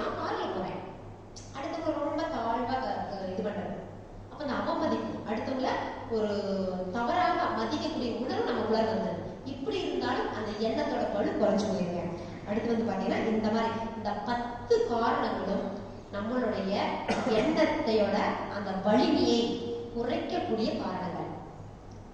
அப்ப புரியுதுங்களா? நம்ம ஒரு எண்ணம் போட்டது எப்படிப்பட்ட எண்ணமா இருக்கணும், அது நடக்கணும்னா எப்படி அந்த எண்ணத்தை வலுவா வச்சுக்கணும். இந்த வலுவை குறைக்கக்கூடிய இந்த காரணம் நம்ம இருக்கவே கூடாது, நியாயமான காரணமா இருக்கணும். ஓகேப்பா, இப்ப நான் கொஞ்சம் அடிக்கடி வெளியில் போக வேண்டிய ஒரு பிசினஸ் பண்ணிட்டு இருக்கோம், கொஞ்சம் அடிக்கடி வெளியில் போக வேண்டிய சூழ்நிலை, நம்ம 2 வீலர்லயே அலைய முடியறதில்ல. அடுத்து பாத்தீங்கன்னா நம்ம ரொம்ப அலைஞ்சாலும் உடம்பு கெட்டு போயிடும், அதுக்காக எனக்கு ஒரு கார் இருந்தா சௌரியமா இருக்குன்னு நினைக்கிறோம். அது நியாயமான ஒரு எண்ணம். இந்த எண்ணம் செயலாகணும் அப்படின்னா அதற்குண்டான முயற்சி தான் நம்ம எடுக்கணும். இதுதான் மகரிஷி அழகா சொல்லிட்டாரு, ஆசை சீரமைக்கல. ஓகேப்பா, உங்களோட கார் வாங்கணும்னு ஒரு ஆசை இருக்குதா, அவர் எதையுமே வேண்டாம்னு சொல்லவே இல்லை. ஆசையை கொஞ்சம் சீரமைச்சுக்கொண்டு தான் சொன்னாரு. அதுக்கு முன்னாடி வசதிகள் வாய்ப்பு இருக்குதான்னு பார்த்துக்கோ, காசு இருக்குதா, இருக்கிறதுக்கு உங்கள்கிட்ட இடம் இருக்குதா, அந்த கார் ஓட்டக்கூடிய தகுதி உனக்கு இருக்குதா, இதையெல்லாம் பார்த்துக்க சொல்லிட்டாரு. இதை மட்டும் நம்ம பார்க்கலாம், அடுத்தவங்களுக்கு பார்க்கவே வேண்டாம். ஓகேங்களா? அப்ப நினைப்பது நடக்காமல் போவதற்கு இந்த 10 காரணம் ரொம்ப முக்கியமான காரணம் இருக்கும். சரி, இப்ப ஞானிகளோட எண்ணம். சரி, மகான்கள் பெரிய பெரிய ஞானிகள்லாம் ஒரு 2-3 பேர் தான் எடுத்துக்கிறேன். இவரெல்லாம் நினைச்சது நடந்துச்சா அப்படின்னா, அது பாத்தீங்கன்னா முதல்ல மகான்கள் ஞானிகள் நினைப்பது நடக்கும். ஏன் அவங்க நடக்கிறத நினைப்பாங்க.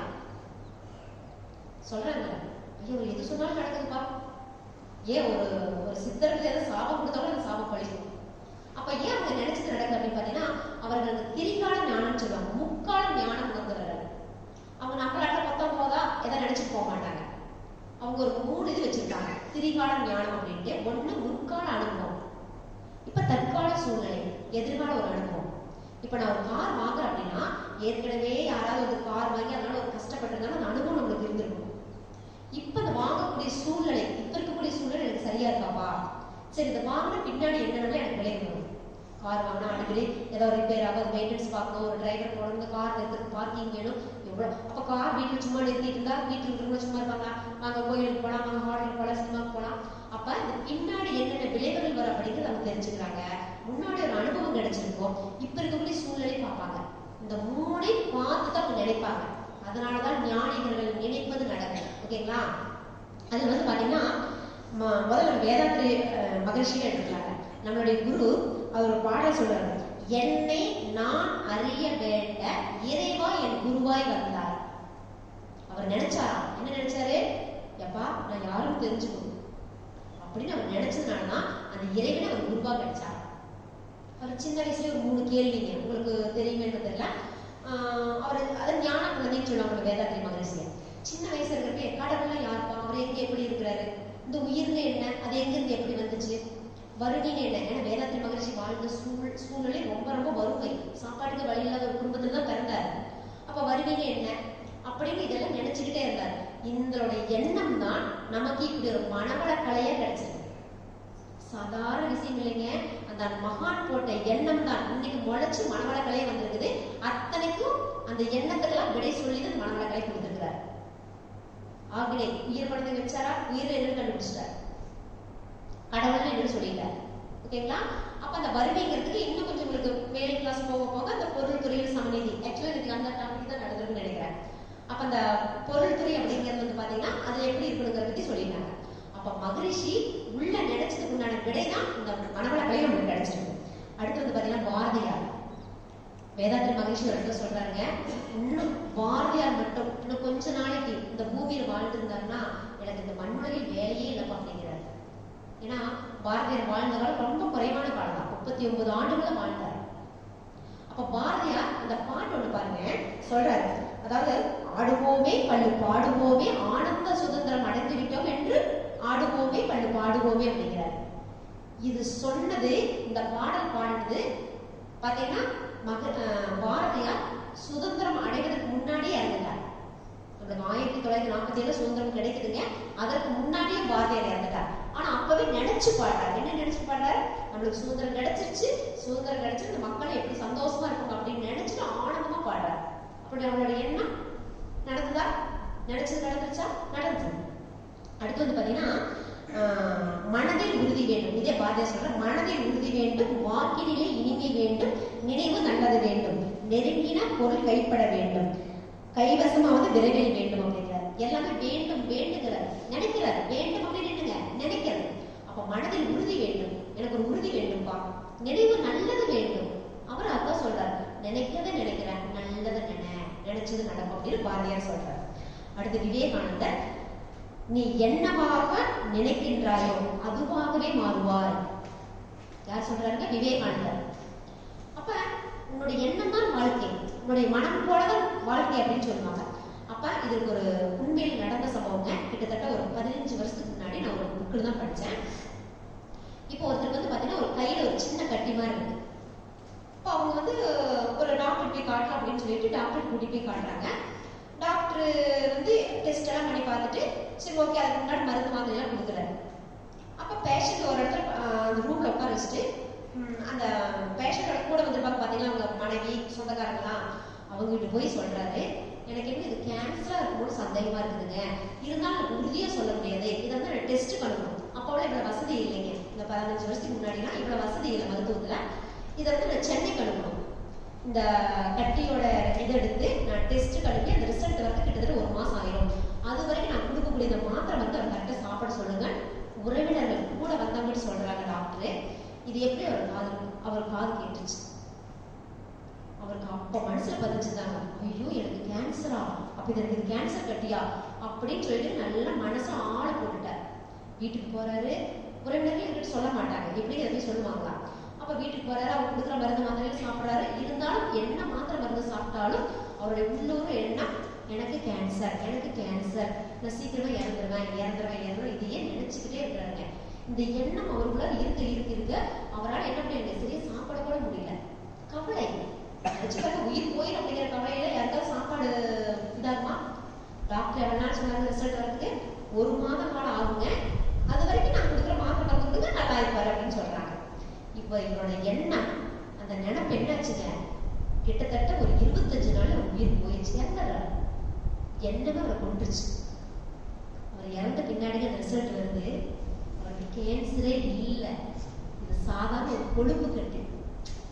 நினைச்சு பாருங்க, உண்மையில் நடந்த சம்பவங்க. அப்ப அதனால நம்ம எப்படி நினைக்கணும்? நல்லதையே நினைக்கணும். இப்ப நீங்க மரண பயம் தான் இருக்குல்ல ஒரு பெரிய பயம் எந்த ஒரு மனிதனுக்குமே. நான் இறந்துருவேன் நீங்க நினைக்க அதுவாவே மாறிடும் அப்படின்னு விவேகானந்தர் சொல்றாரு. ஓகேங்களா?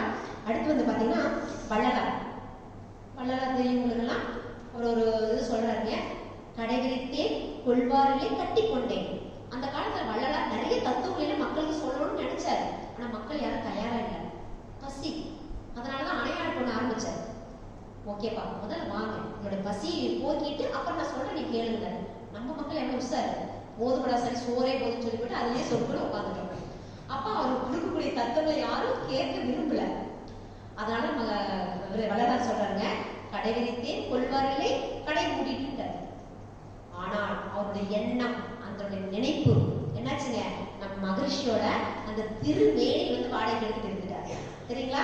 மகரிஷியோட 42வது வயதுல வள்ளலார் அப்படியே அவர் முன்னாடி அருள் பாடிச்சு, வேதாத்ரி நான் உன் கூட 10 ஆண்டுகள் இருக்கு போகிறேன், இது வெளியே யார்கிட்டையும் சொல்லாதேன்னு சொல்லிட்டு அந்த திருமேனிக்குள்ள போயிட்டார் நம்ம வேதாத்ரி மகரிஷிக்குள்ள. அப்ப அவருடைய எண்ணம் வேதாத்ரி மகரிஷி மூலமாக எத்தனையோ பிறவிகளை தாண்டி இப்ப வெளிப்படுது. அப்ப நினைச்சு நடக்கிறதுக்கு இந்த பிறவி இல்லை என்றாலும் அடுத்த பிறவியிலே நடக்கணும்னு சொன்ன பார்த்தீங்கன்னா ஒரு கணக்கு. அப்ப நினைப்பது நிச்சயமாக நடக்கும். இந்த பிறவிலையும் நடக்கலாம், அல்லது அடுத்த பிறவிலே நடக்கலாம். அதற்கு உதாரணம் வேதாத்ரி வள்ளலார். ஓகேங்களா? அது திருக்குறள். நம்ம திருவள்ளுவர் ஒரு குறளை சொல்லியிருக்கிறாரு, எண்ணியாக எய்துவ எண்ணிய திண்ணியராக பிரிவு. நீ உன்னை நினைக்கிறியா, அது உறுதியா இருக்கணும். எப்படி இருக்கணுங்க? உறுதி இருக்கணும், அதுல ஒரு ஒழுக்கம் இருக்கணும். அது என்ன ஒழுக்கம்? நீ நினைக்கிறதுல உனக்கும் நல்லதா இருக்கணும், மற்றவங்களுக்கும் நல்லதா இருக்கணும். நீ உனக்கு மட்டுமே நல்லா இருக்கணும், அடுத்த எப்படி எக்கேடுகிட்டு போனா எனக்கு நீ நினைக்கக்கூடாது. அப்ப நீ எண்ணிய எண்ணத்துல உறுதியும் ஒழுக்கம் இருந்தால் நினைப்பது நடக்கும் அப்படின்ற திருவள்ளுவர் சொல்றாங்க. அடுத்து வந்து பாத்தீங்கன்னா ஒரு பழைய பாடல். இந்த பாடல் தான் ஹைலைட் நம்ம இன்னைக்கு பேச முடியல. இப்ப இது எந்த வருஷம் இந்த பாடல் வச்சு எனக்கு தெரியலைங்க. இது ரொம்ப பட்டி தொட்டியெல்லாம் ரொம்ப பிரபலமா இந்த பாடல். அதாவது மதுரம் என்.எஸ். கிருஷ்ணன் பாடக்கூடிய பாடல், அந்த கணவன் மனைவி 2 பேரும் பாடக்கூடிய பாடல். அதுல ஒரு கேட்கிறாங்க, என்.எஸ். கிருஷ்ணன் இதெல்லாம் செஞ்சிருந்தாரப்பா, உனக்கு என்ன வேணும்னு கேளுங்கிறாங்க. அப்ப நான் இதெல்லாம் செய்யறேன்னு என்.எஸ். கிருஷ்ணன் சொல்ல அந்த மதுரம் கேட்கிறாங்க, வீட்டுக்கு என்ன செய்ய போறீங்க, அதையும் கொஞ்சம் விளக்கமாக சொல்லி போடுங்க அப்படின்னு மதம் கேட்கறாங்க. ஏங்க ஊருக்கெல்லாம் அதை செய்யறது இதை செய்யறேன்னு சொல்றீங்களா, நீங்க வீட்டுல என்னங்க செய்ய போறீங்க அதை கொஞ்சம் விளக்கமா சொல்லுங்கன்னு கேட்கறாங்க மதுரை மாமா. அதுக்கு சொல்றாங்க, உனக்கு என்ன வேணும் கேளு அப்படிங்கிறாரு. நெல்லு குத்த, மாவரைக்க, நீர் இறைக்க விசிறு. அம்மா அன்னைக்கு என்ன கேட்கறாங்க, எனக்கு நெல்லு குத்துறதுக்கு ஒரு மிஷின் வேணுங்க, நீர் இறைக்கிறதுக்கு கிணத்துக்கு நீர் இறைக்கிறதுக்கு ஒரு மிஷின் வேணுங்க, மாவரைக்கிறதுக்கு ஒரு மிஷின் வேணுங்க. ஏன்னா அந்த அம்மா வாழ்ந்த காலம் கிட்டத்தட்ட இந்த 50 வருடங்கள் முன்னால் நடந்த ஒரு வந்த பாடல். அப்ப பாத்தீங்கன்னா நெல்லு குத்தணும் அப்படின்னா உலக்கையை வச்சுதான் குத்தணும். தண்ணி கிணத்துல இருந்து இறக்கணும் அப்படின்னா ஏத்தல் கூட்டி தான் மாட்டை வச்சுதான் இறக்கணும். இப்ப மாவு அரைக்கணும்னா ஒன்னா என்ன பண்ணணும், கையில தான் அரைக்கணும். அப்ப அந்த பெண்கள் என்ன நினைச்சிருப்பாங்க, சரி இவ்வளவுலாம் கஷ்டப்படவே, இப்படிலாம் குத்துறனே, இப்படிலாம் அரைக்கிறனே, இப்படிலாம் தண்ணி சேர்த்திட்டு இருக்கனே, இதுக்கெல்லாம் ஒரு மிஷின் வந்தா எப்படி இருக்குன்னு நினைச்சாங்க. அதை நம்ம இன்னைக்கு அனுபவிக்கிறோம். எப்படி கிரைண்டரா, மோட்டரா, இன்னைக்கு மாவு அரைக்கிறதுக்கு ரைஸ் மில்லா வந்துருச்சுங்களா. அன்னைக்கு அந்த பெண்கள் போட்ட அந்த எண்ணம், எத்தனை பெண்கள் ஆட்டுறப்ப மனசுல சார் இதுல இப்படி இப்படி போட்டு அப்படி வந்துருப்பா நினைச்சாங்களா, நினைச்சிருக்க மாட்டாங்களா, நிச்சயமா நினைச்சிருப்பாங்க. அந்த எண்ணத்தோட வெளிப்பாடு தான் நம்ம அனுபவிக்கிறோம். அவ்வளவு சுதந்திரம். மாவு ஆட்டப்ப கை வலிக்கும் இல்லை, அப்ப நினைச்சிருப்பாங்க சார் மாவு இப்படி போட்டு இப்படி வந்துருப்பா, அப்பவே இட்லி சுட்டு சாப்பிடணும். வந்துருச்சு இன்னைக்கு கிரைண்டரா வந்துச்சு, அது அல்ட்ராடெக் மாடல் நிறைய வந்துருச்சு. ஃபர்ஸ்ட் புடிஞ்சிட்டு அரைக்கிற மாதிரி இருந்துச்சு, இதெல்லாம் அரைப்பா முடியுது அப்படின்னு சொல்லிட்டு டேபிள் மேலேயே வச்சு அரைச்சிட்டு இருக்கோம். அது கூட சாய்க்கணுமே, அதை கழுவணுமே, அது ஒரு சிரமம். கடைசி எல்லா கிரைண்டர் மூட்டை கட்டி அட்டாளி வச்சு போட்டு ஏங்க வரப்போ ஒரு பாக்கெட் மாவு வாங்கிட்டு வந்துருங்க. இன்னைக்கு அப்படி காலம் சுடுங்கிச்சுங்க. ஏன் எனக்கு தெரிஞ்சு ஒரு அம்மா இது சொன்னா ரொம்ப ஆச்சரியப்படுவீங்க. நம்ம கடையை வாங்கிட்டு வரக்கூடிய அந்த பாக்கெட் மாவு எடுத்து ஒரு பாத்திரத்தை ஊத்தி கடைச்சுதான் இருக்கணும். அந்த அம்மா இது எங்க தேவையெல்லாம் ஒரு பாத்திரத்துக்கு அதை எங்க தேய்ச்சி போட்டு இந்த மெகந்தி போடும் பாத்தீங்களா, மெகந்தியில போட்ல லைட்டா ஒரு சின்ன ஹோல் போட்டு அப்படியே தோசைகள் ஊத்துதுங்க பாக்கெட்டோட. என்ன ஒரு சோம்பேறித்தனம் பாருங்க. அப்ப அந்த பாக்கெட் மாவு எடுத்துட்டு அப்படியே அந்த கோன்ல மருதளி கோன்ல போடுற மாதிரி ஒரு சின்ன ஹோல் பண்ணிட்டு தோசை ஊத்திட்டு என்னவெல்லாம் சோம்பேறித்தனம் உச்சத்தையே நான் போயிடும். அப்ப அந்த அன்னைக்கு அம்மா கேட்டாங்க, நெல்லு குத்த, மாவரைக்க, நீர் இருக்க மிஷின் இன்னைக்கு எல்லாத்துக்கும் வந்துருச்சு. அடுத்து பாருங்க, அள்ளும் பகலும் ஆக்கி அரைக்க அதுக்கு ஒரு மிஷின். எப்பா என்ன நினைக்கலாம் பாருங்க, விறகுதான் வச்சுட்டு ஊதிட்டே இருப்பாங்க. அது மழகு வந்துச்சு வச்சுங்க, எப்படி இருக்கும் அவங்களோட நிலைமை நினைச்சு பாருங்க. அப்ப நான் நினைச்சா இப்படின்னு எனக்கு அடுப்ப வந்துடணும் அப்படின்னு நினைச்சாங்க. இன்னைக்கு கேஸ் ஸ்டவ் இன்னைக்கு பாருங்க நிறைய லேட்டஸ்ட் என்ன வந்துருக்குதுங்க, நீங்க லைட்டே வேண்டாம், இப்படி ஆன் பண்ணில தீ வந்துருது, ஆஃப் பண்ணிட்டு தீ போ ஆஃப் ஆயிடும். வந்துருச்சா. அள்ளும் பகலும் ஆக்கி அரைக்க அதுக்கு ஒரு மிஷின். அது பாருங்க, கொல்லப்புறத்துல குழா வைக்கணும், குளிர் மிஷினும் கூட வைக்கணும். அன்னைக்கு கொல்லப்புறம் அப்படின்னா பாத்ரூம், அன்னைக்கெல்லாம் யாருமே அட்டாச் ஆக மாட்டாங்க, கொஞ்சம் டிட்டாச் இருந்தாங்க, அதான் நோய் எல்லாம் இருந்தாங்க. நம்ம இன்னைக்கு அட்டாச் பண்ணிடணும். அதான் நாங்கெல்லாம் டிட்டாச் ஆயிட்டோம், உறவுகளுக்குள்ள டிட்டாச் ஆயிட்டோம், பொருள்களோட அட்டாச் ஆயிட்டோம். புரியுதுங்களா. இந்த போன் கூட அட்டாச் என்னைக்கு ஆனமோ, உறவுகள் வீட்டுக்காரர் பையன் பிள்ளையெல்லாம் டிட்டாச் ஆயிட்டாங்க, தூரம் போயிட்டாங்க. இது ஒண்ணு அட்டாச் ஆயிடுச்சு நம்ம கூட. அப்ப அந்த அம்மா சொல்றாங்க, கொல்லப்புறத்துல குழா வைக்கணும், எனக்கு பாத்ரூம் ஒண்ணு வேணும், அந்த பாத்ரூம் தண்ணி திருப்பி விட்டா தண்ணி குழா வைக்கணும், குளிர் மிஷினும் கூட வைக்கணும். பாருங்க அந்த அம்மா அப்பவே ஏசி வேணும்னு கேட்டுருக்குது. அப்பெல்லாம் ஏசி என்ன கூட தெரியாது, ஃபேனே இல்லாத காலத்துல வாழ்ந்த ஒரு அம்மா அன்னைக்கு ஒரு எண்ணத்தை போட்டுருக்குது. என்ன ஒரு எண்ணம், ஏசி வேணும்னு கேட்டுருக்குது. நீங்க அனுபவிக்கணுமா. குழா வைக்கணும், இன்னைக்கு பைப்ல திரிவுடு கூட வேணாம், சென்சார் நீட்னா தண்ணி வருதுங்க, தண்ணி வருது, நீட்னா தண்ணி எடுத்து தண்ணி நின்றுது, எல்லாம் சென்சார், எல்லாம் விஞ்ஞானத்தை உச்சத்துக்கு நம்ம போயிடும். இது ரொம்ப ஹைலைட்டுங்க. பள்ளிக்கூடத்துக்கு கிட்டத்தட்ட இந்த பாடல் படி 55 வருஷத்துக்கு மேல இருக்காங்க. அம்மா அன்னைக்கு சொல்றாங்க, பள்ளிக்கூடத்துக்கு குழந்தைங்க போகாம படிக்க கருவி பண்ணி வைக்கணும். பள்ளிக்கூடத்துக்கு குழந்தைங்க போக கூடாது, ஆனா ஒரு கருவி வேணும்னு 55 வருஷத்துக்கு முன்னாடி அந்த பாடலோட எண்ணம். இன்னைக்கு கொரோனா வந்துச்சு, ஆன்லைன்ல பாடம் படிச்சாங்க. படிச்சுங்களா ஏங்க, கொரோனாவோட 2 வருஷம் பள்ளிக்கூடத்துக்கு இருந்து மூடிட்டாங்க, ஆனா படிச்சாங்க நம்ம பசங்க. பள்ளிக்கூடத்துக்கு பசங்க போகாம படிக்க கருவி பண்ணி வைக்கணும். ஒண்ணு வந்துருச்சு, செல்போன். உண்மையாங்க இதெல்லாம் நினைச்சு பாருங்க, எவ்வளவு ஒரு எண்ணத்தோட ஆற்றல்.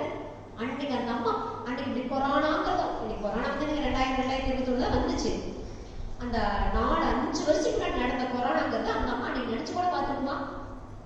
அப்ப பாருங்க, இயற்கையில் ஏதோ ஒரு பெரிய ஒரு இயற்கை சூழல் வந்துடும். மக்கள் எல்லாம் வீட்டில் முடங்கி இருக்கக்கூடிய சூழல். பள்ளிக்கூடத்துல யாரும் போக மாட்டாங்க, ஆனா படிப்பாங்க.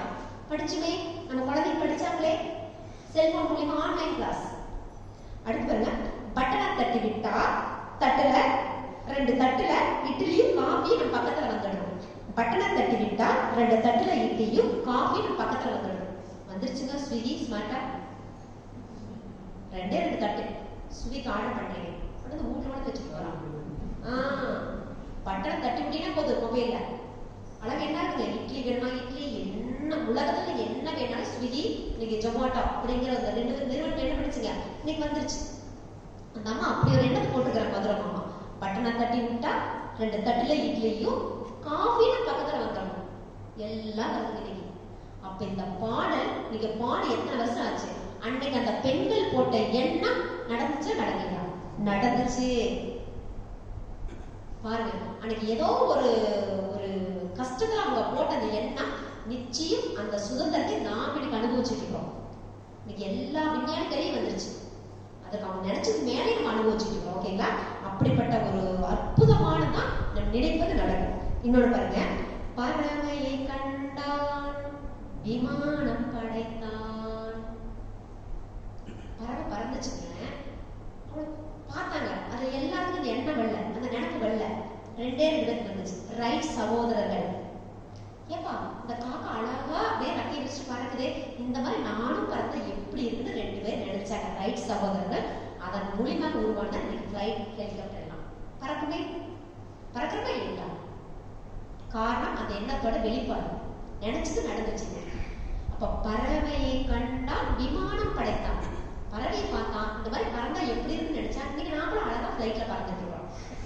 அடுத்தது, எதிரொலி கேட்டால் வானொலி படைத்தான். ஏதோ ஒரு இடத்துல போய்ங்க ஒரு சவுண்ட் விட்டீங்கன்னா அப்படி இக்கோ ஆகும். அப்ப அவங்க யோசனை பண்றான், நான் பேசுறது எனக்கே கேக்குதே, அப்ப இங்க இடையில என்னவோ இருக்குதே. இது ஆராய்ச்சி பண்ணி நம்மளுக்கு கொடுத்துதான் ரேடியோ, வானொலி. இதை கண்டுபிடிச்சது மார்கோனி.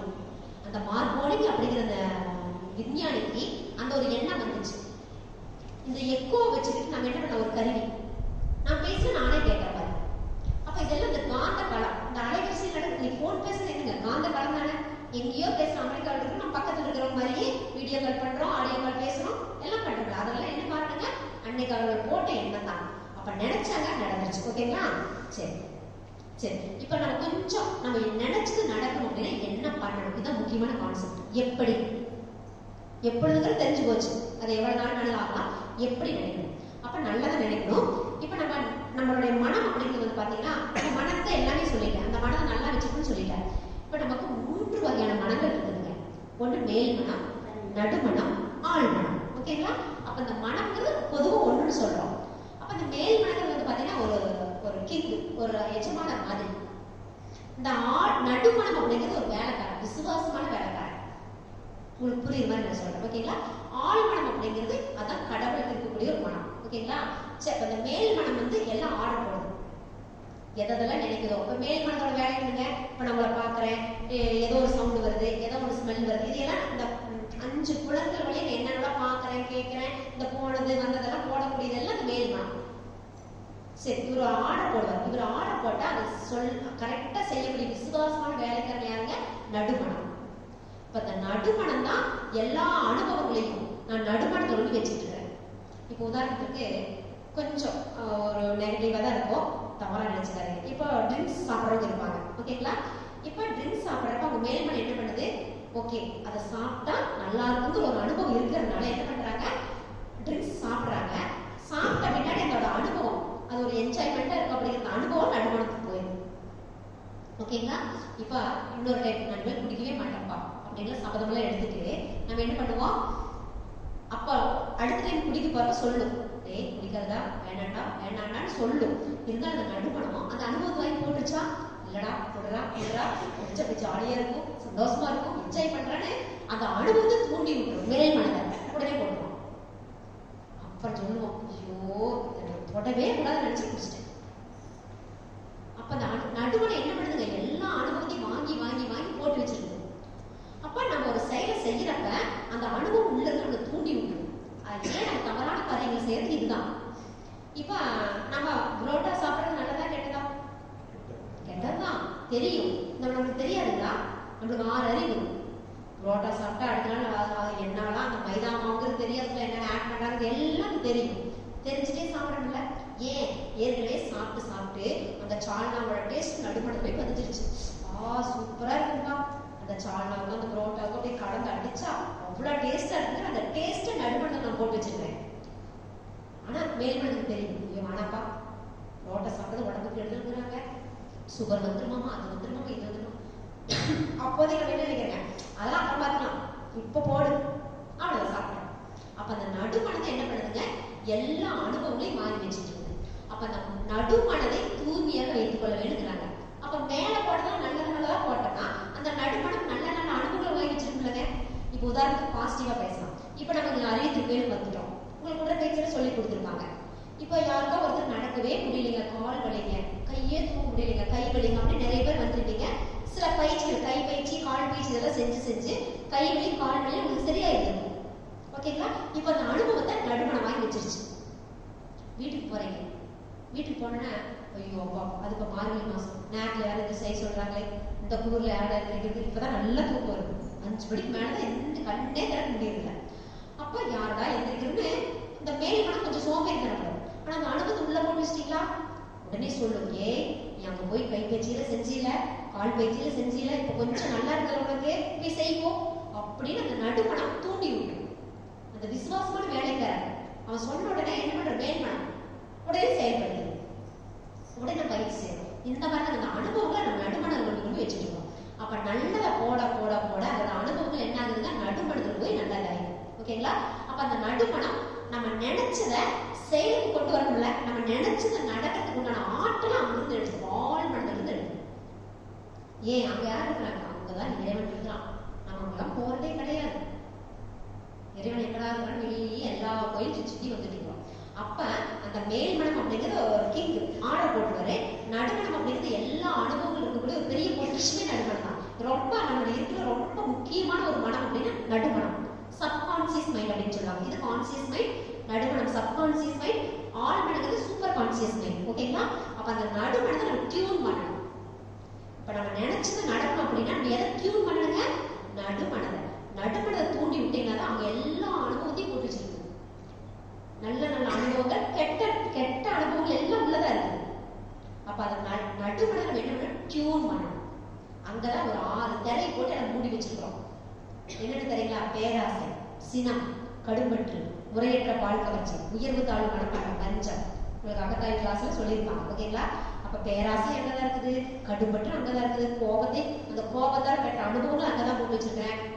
வஞ்சம், அடுத்து வந்து பாத்தீங்கன்னா ஒரு உயர்வு, அடுத்தது பெருசாவோ சின்னதாவோ பாக்குறது, இந்த மாதிரி எல்லா அனுபவங்களும் நடுமனதை பதிஞ்சிருக்குது. அப்ப நீங்க நடுமனதை நல்லா டியூன் பண்ண அங்க இருக்கக்கூடிய திரையெல்லாம் விளக்கும். எப்படி அங்க வள்ளலார் இதுக்கு போனேன்னு வச்சுக்கோங்க, 7 திரையை விளக்குனா ஜோதி தெரியும். அந்த மாதிரி இங்க நடுமனத்தில் இருக்கக்கூடிய திரையெல்லாம் ஒன்னொன்னா விளக்கணும். அது எப்படிங்க திரையெல்லாம் விளக்குறது? அதுக்கு மகிழ்ச்சி பயிற்சி கொடுத்துருக்கிறார். பேராசை என்னமா சொல்லிட்டாரு, நிறைய மனமா மாத்திக்கப்பா, போதுங்கிற மனமே கொன்சை வருது. இந்த மனதுக்கு எதை கொடுத்தீங்கன்னா உங்களுக்கு திருப்தி ஆகாது, இன்னும் எதிர்பார்த்துக்கிட்டே இருக்கும். அப்ப இருக்கிறதே போதுங்கிற அந்த நிறை மனமா மாத்திக்கும், நல்லதை போட்டுவே. கோபம் வருதா, கொஞ்சம் பொறுமையா மாத்திக்கப்பா, நல்ல மனமா மாத்தி உள்ள போட்டுவே. கட்டுப்பட்டு வருதா, ஒரு பொருள் மேலையும் உறவுகள் மேலையும் எனக்கு தான் அப்படின்னு பற்று வரப்ப கொஞ்சம் ஈஸியா மாத்திக்கும், அடுத்து கொஞ்சம் கொடுத்து பழகுப்பா. அடுத்தது முறையற்ற பால் கவர்ச்சியா கொஞ்சம் கற்பு நிறைய மாத்தி வச்சுக்கோ. உயர்வு தாழ்வு மனப்பான்மையா, உன்னுடைய அதிகாரத்தாலையும் பணபலத்தாலையும் இந்த ஈகோ, நான் தான் பெருசு அப்படிங்கிற மாதிரி அந்த உயர்வு தாழ்வு மனப்பான்மைப்ப அதை சமநோக்கா மாத்திக்கும். அடுத்து வந்து பாத்தீங்கன்னா அந்த பஞ்சத்தை மன்னிப்பா மாத்தி வச்சுக்கோ. இப்படி நல்ல நல்ல குணங்களை உள்ள போட போட போட அந்த நடுமணம் நல்ல அனுபவங்களை உள்ள வாங்கி வச்சிருக்கோம். அப்ப நடுமணத்தை நல்லா டியூன் பண்ண நீங்க என்னவெல்லாம் போட்டீங்களோ, உள்ள என்னென்ன எண்ணங்கள் போட்டீங்களோ, என்னென்னவெல்லாம் நினைச்சீங்களோ அதை நிச்சயமாக நிறைவாகும், நினைச்சது நடக்கும். ஓகேங்களா? அப்ப நடுமணத்தை நம்ம தூய்மை செய்யணும். எப்படிங்க தூய்மை பண்றது? அதற்கு மகிழ்ச்சி பயிற்சி கொடுத்துருக்காரு. தவம், இந்த மனதை என்ன பண்ணணும், ஒருமுகப்படுத்தணும். மனம்ங்கிறது அலையும், கடல் அலை மாதிரி தான் அலைஞ்சுக்கிட்டே இருக்கும். அப்படி அலைகின்ற மனதை ஒருமுகப்படுத்தணும், அப்படி ஒன்றை குவிக்கணும், கான்சென்ட்ரேட் அடுத்து ஒழுங்குபடுத்தணும்.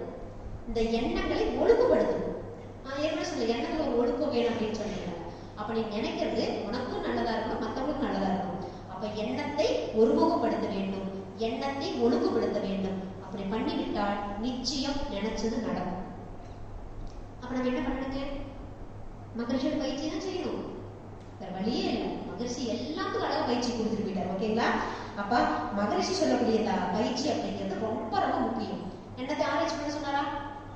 நல்ல எண்ணத்தையும் உள்ள வாழ வைக்க சொன்னாரா? தீ எண்ணத்தை வெளியே வேண்டாப்பா, இந்த எண்ணெய் மேல எனக்கு வராம பாத்துக்கணும்னு சொல்லி சங்கல்பம் பண்ண சொன்னாரா? அப்ப நல்ல எண்ணத்தையும் நம்ம உள்ள போட்டுக்கலாம். இதுக்கு ஒரு உதாரணம் எப்படின்னு பாத்தீங்கன்னா, இப்ப சூரியனிலிருந்து வெளிச்சம் வருது, ஒரு வெப்பம் வருது. ஓகேங்களா? அது வந்து டைரக்டா நம்ம உடம்பு மேல படுற ஒண்ணுமே ஆகிறது. அது ஒரு லென்ஸ் வச்சு, அந்த சூரிய ஒளிக்கு அடியில ஒரு லென்ஸ் வச்சு கீழே ஒரு பேப்பர் வச்சு, இந்த பேப்பர் என்ன தெரியுமா? எரிஞ்சிடும். ஓகேங்களா? அப்ப சாதாரண அந்த சூரியனிலிருந்து வரக்கூடிய அந்த வெளிச்சம், அந்த வெப்பம் என்னை எதுவுமே தாக்குறது இல்லை. ஆனா அது ஒரு லென்ஸ் வச்சு குவிக்கிறப்ப அதோட ஆற்றல் ஒன்று சேர்ந்து அந்த பேப்பரையே எரிச்சிடும். அப்படிப்பட்ட ஒரு சக்தி இருக்குதுல்ல.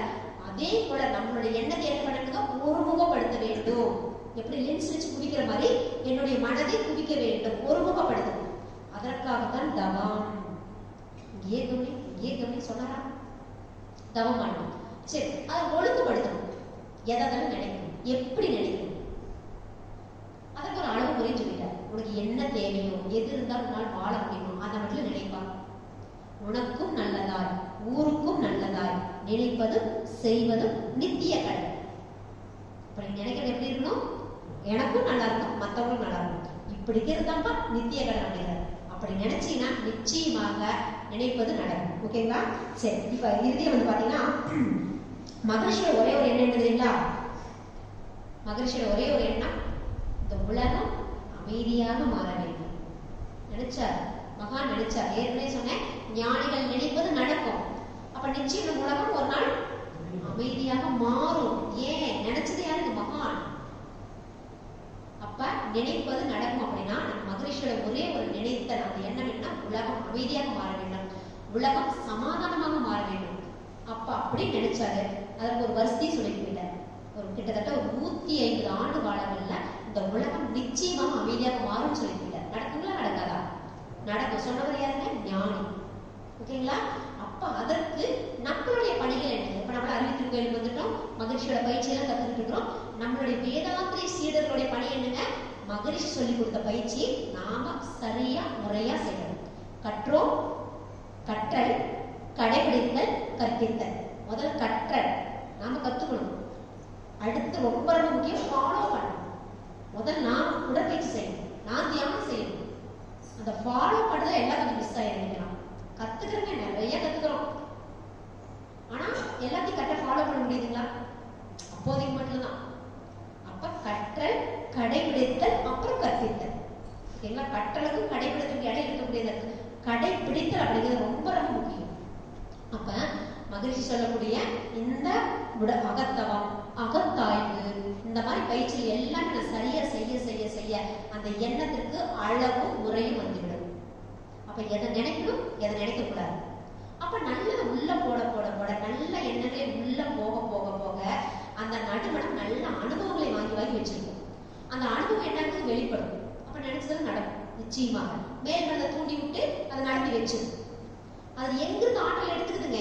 அந்த சக்தி எங்கிருந்து இருக்குது? ஆள் மனதிலிருந்து எடுத்துக்குது. அப்ப ஆழ்மனம் அப்படிங்கிறது இறைவன் இருக்கக்கூடிய இடம், அந்த ஆழ்மனம்.